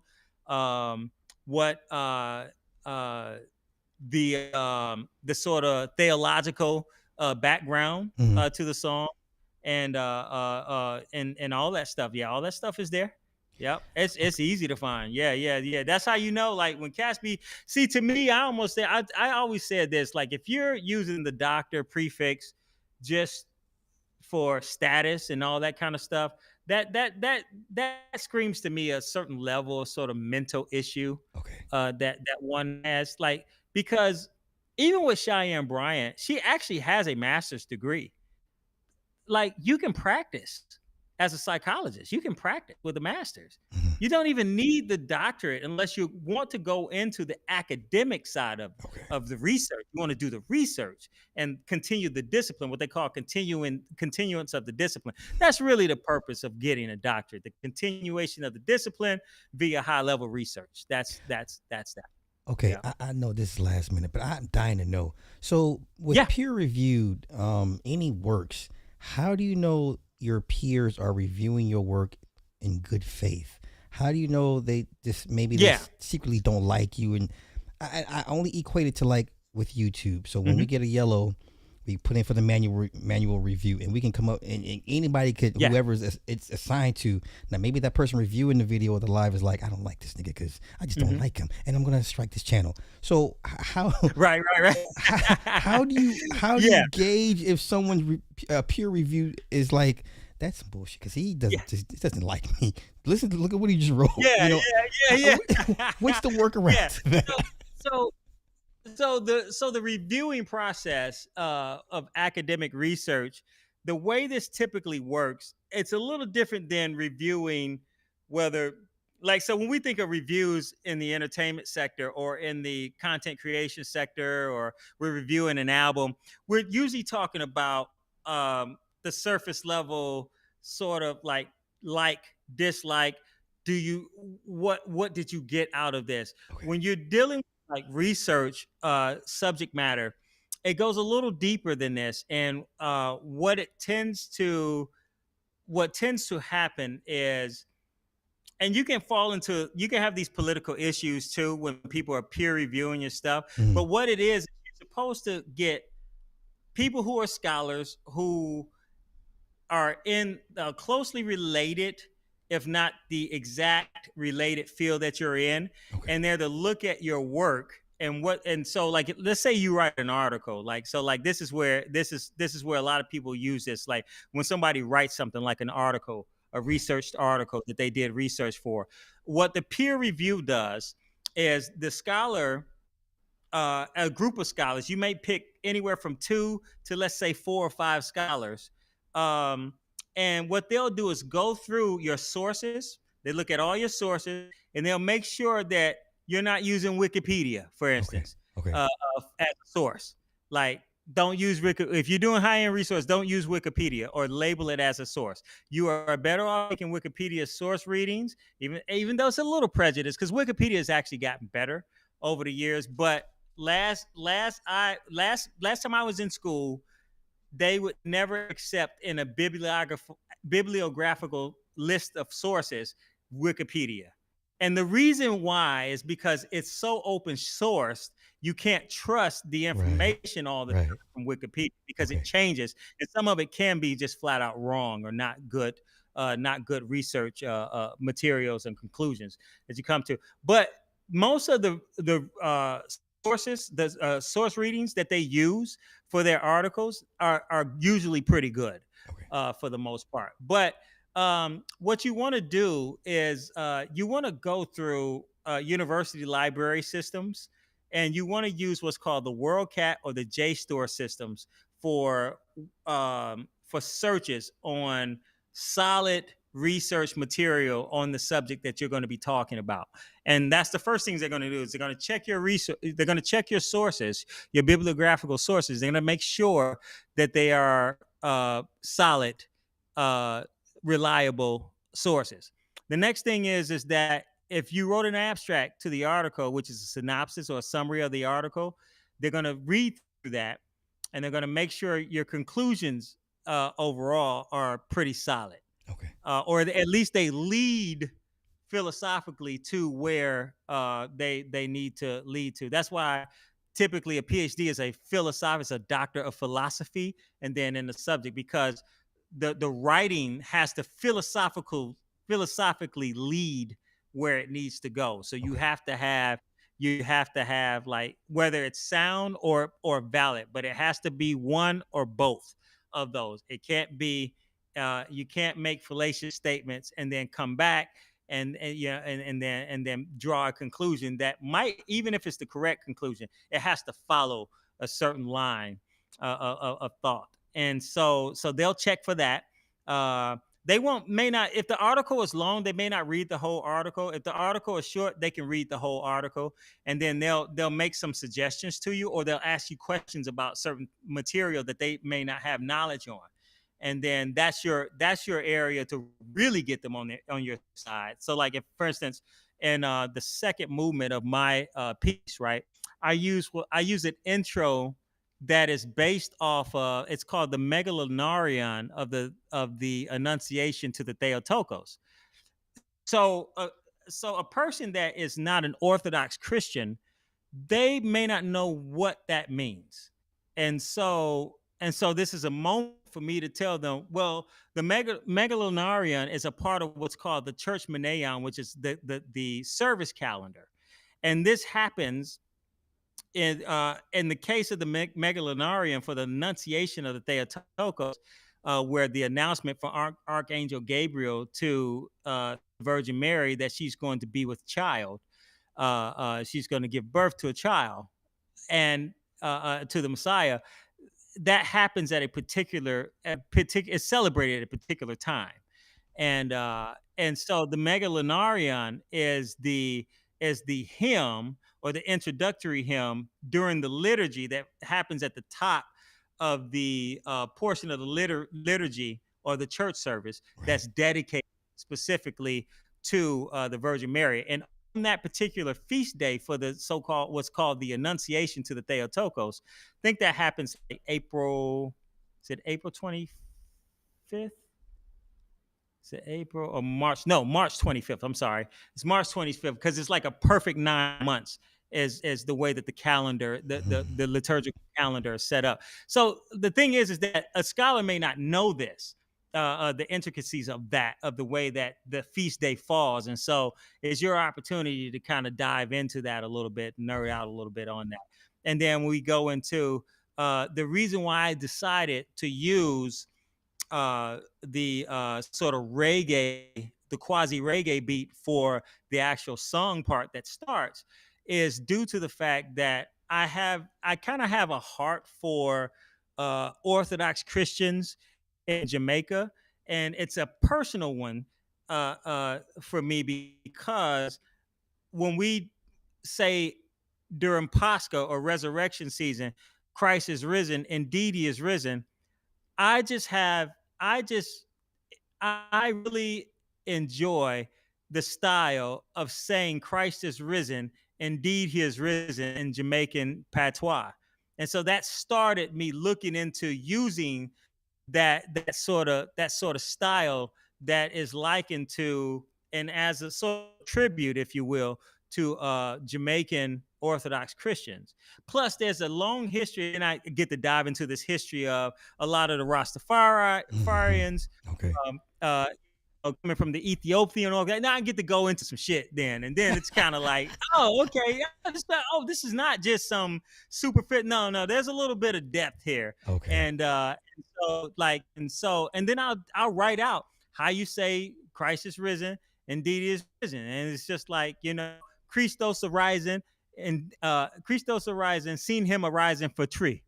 And so that's the kind of way you kind of, that's like, if you say that, a Jamaican's gonna know what I you're saying. understand. Yeah, For yes, the most, my they repertoire is know, not like, too bad. that's Yeah, their yeah, stuff, I and get it. I get especially, it. I get it. yeah, and especially if he's a Rastafari, Yeah. Rastafarian, he's gonna know that. You say Christos are rising, huh?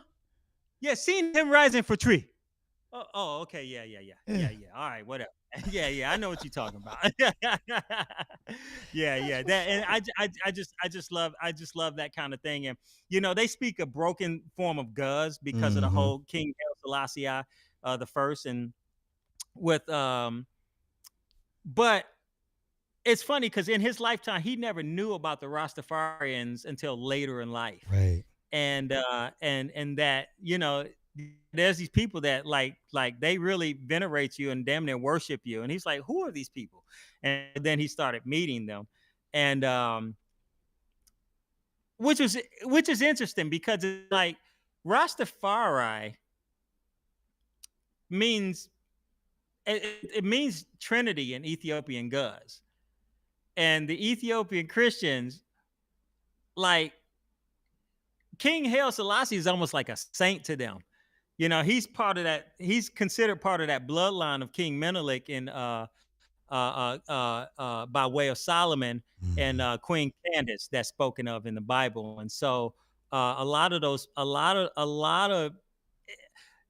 Jamaica's an interesting place. We'll have to get into this For when we sure. have a talk of For religion. sure. Jamaica is super interesting. It's so fascinating. Apart from the St. Anne River booty massages, Jamaica's an interesting freaking place when it comes to um, Ethiopian Christians in Jamaica. They have literally one of the easiest times converting over to a brand of Orthodox Christianity because they already understand a lot of the stuff by way, especially the Rastafarians. Mm-hmm. If they can give up smoking so much weed, for them it's not a hard transition at all because they understand through Rastafarianism, uh, especially if they decide to become Tewedo or Ethiopian Orthodox. It's super easy because they understand everything already Okay. in terms of the nomenclature of that particular church. That's an easy transition for them.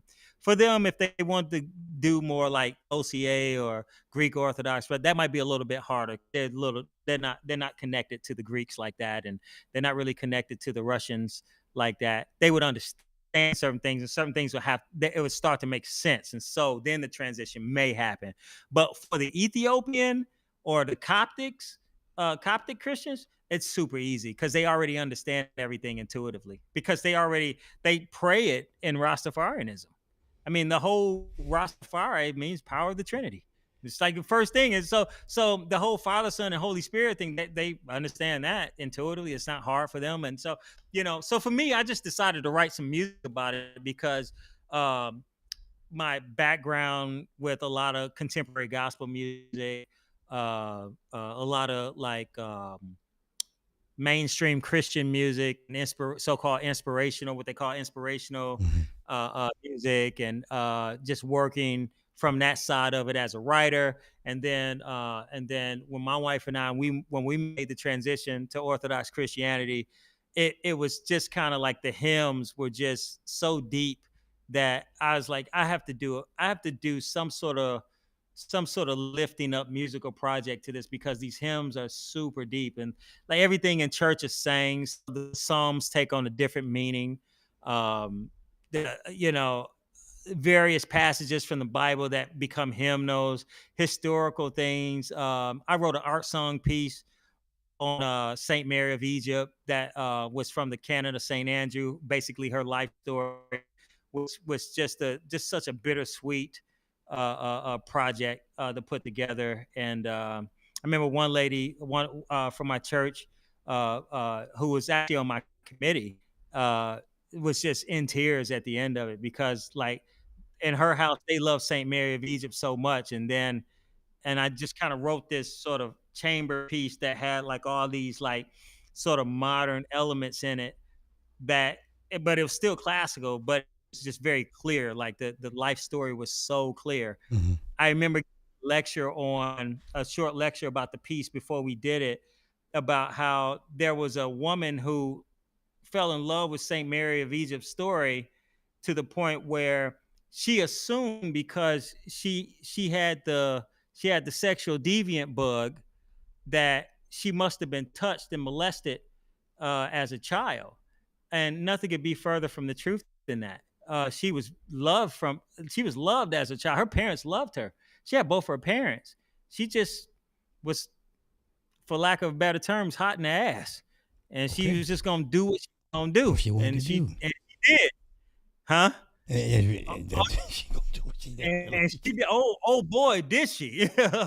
Oh my God, did she? I mean, was out there, out there. I remember one time. There's one story about her wanting to cross the River Jordan to go cross the Christ so bad. She didn't have any money for the boat, so she did the next best thing to get on the boat to cross, and was getting it in, to the point where there's a medieval story about her that says that they was getting it in on the boat so much that she was so afraid that she thought hell was just going to open up on the sea and suck the damn boat in, because they was on that mug. They was on that mug just heating it up, hedonistically up, just heating it up. You know, And it's funny that you say that. Now I think back when I yeah, was younger, I listened to Tom hmm, Joyner, and he always talked about his cruise, the hedonism tour, and it was always it yeah, was always on a cruise ship, and I was like, you yeah, just saying that like, God oh yeah, damn, that's oh yeah, crazy. yeah, yeah. Oh man, I used to work at the cruise ship industry. Let me tell you, man. Oh man, Wait, save it for I done part two. seen. Save it for part two. I'm gonna say we gonna have another talk Yeah, on that. We yeah, can talk for about sure. boat debauchery, man. I'll put it like this: if I would never, as a married man, unless Mhm. working, because like with work, you just do the gig, you go back to your cabin. In my case, if I want to, I go back to my cabin, get on the phone with my wife, you know, I'm good. I'm good, and at this point too, I mean, dude, I done worked all that stuff out. We don't have them kind of issues Yeah. like that. And so, um, and the thing is that, but with the single folks, yeah, just don't get a girlfriend or boyfriend on the cruise. Just go ahead, and because you gonna disappoint yourself. And you know what's funny? My first cruise ship run, and both of my cruise ship runs, I never did any of this stuff. I really was a good boy on my crew, on all my cruise ship runs. Never that, but I witnessed some stuff, boy. And I remember I had a friend of mine recounting his um multiple lady experience one day. And I was like, okay, this part of the Dr. Doug legend here. So I had to tell him, like, um that that opportunity for me happened one time, and I it didn't happen because I was too scared to go through with it. Mhm. I couldn't do it. I couldn't do it. And he was like, man, I wish I could have did that. And he was telling me that, like, there's moments during, he was like, I should really maybe stop this at some Mhm. point. Mhm. And some men go through this, and Yeah. it's crazy. Some men go through this. Some don't. Some be like, whatever, nigga. We about to. Sorry, f what you heard, man. Sorry, but surprisingly, I've talked with several men that actually go through that, and they be like, nah, man, I bet not. I bet not. Now they'll have side pieces Yeah. that they'll go see one at a time, but that at the same time kind of Nah, business, that's it. That's doing too nah. much. Yeah, Doc, cats be like, nah, that's too much. Dr. Doug, any last words before Yes, I let you sir. get out of here? Oh man, thanks so much, man, for having me, man. And even the social aspects of the music, I love talking about that as well. That stuff is always great, and especially getting more into Black American music, because that's sort of an area that I'm always at home with. There's a lot of good stuff, nuts and bolts wise, in that music, and I wish that more of us would learn that stuff. Hmm. Just learn that stuff. And it doesn't have to, you don't have to go as deep as I go into it, but just have some idea on some basic theoretical knowledge about what's going on with the music. That's going to help your listening experience of your favorite music, even if it's rap. You'll know what the heck's going on Yeah. when you hear this stuff. You'll know what's happening. Um, uh, I used to kind of have this thing. You got to stop listening to this stuff. Like you gotta knock it off with that. But at the same time, I was like, yeah, but I still like Jay-Z. I still like Nas. I still liked all the cast that was coming afterwards. I still like even the ratchety ratch ghetto rappers that was Everything has coming its out. I still place. I agree. yeah, Everything has it its has its place. place, Yeah. man. Yeah. Yeah. Yeah. Hell, like even now, even though I consider Sexy Red and Glorilla to be trash music, but I consider it to be trash music for a different reason. Okay. And not even like so much like in quality, especially like with Sexy Red. Like my wife and I were talking about this a couple weeks ago. And I was like, it's trash music, but to be honest with you, that mo- that music that Sexy Red, that's for one thing, man. And even if that's what your shorty you committed to, that music is for one thing. I liken it to Luther Campbell when we used to pop that coochie. We can go back further to Clarence Yeah, yeah. Carter. It's What's the it's just what difference? it is. Yeah. Yeah, it's what it is, and it has its place. Yeah. Like our folks had the hoochie coochie Coochie song. coochie We movie. had Luke Campbell. These new niggas got Sexy Red and whoever else is It's just a version making of the it. sex. Yes. Yes. Yeah, yeah. I mean, and and for what it's worth, I mean, what was it? She had that one song. I be throwing that ass, throwing that ass, throwing that ass. Like, oh snap! This is the whole song, man. What the heck? But but the thing is that with Sexy Red, the one thing I will say is the quality of the instrumentals. Okay. The beats are good. Yeah. They are solid. Some of them are simple. The Pound Town, Mm-hmm. simple beat. Yeah. But when you break that down, the little understated chords in there, and the beat itself, it's a pretty solid beat. It's not bad. I'm like, and I've heard some other cats rap over that are actually cold with the bars, and it's like, yeah, nigga, yeah, I hear you. And it's like, yeah, like a couple of those things. What's that? Boom, boom, boom, boom, boom, boom, boom, boom. Man, man, the video with Drake in it. Yeah. Where he acting all simpy eyed for and stuff, but that, that shit's hilarious. But man, I was like, yo, that beat's kind of fire, man. I'm sorry, man. That there's something with that. Yes. It's just Yes. the lyrics. Yeah, but the lyrics are just what they are, man. And nobody's gonna think that she's a Remy Ma or somebody like that, or hell, a Nicki Minaj for that matter. But like for what it's worth, but it has its place. It has its place. And that's it. That's just what it was. I know a lot of cats would be like, oh man, that's Sexy Red, but it's like, yeah, it's trash. It ain't, and I ain't bumping it in the ride. But if you with your shorty and y'all just you just want some music to set that, let's get it in real quick, Yeah. right, fast, Exactly. kind of move. Oh, she's perfect. Yeah. That's perfect. Yeah. That's perfect.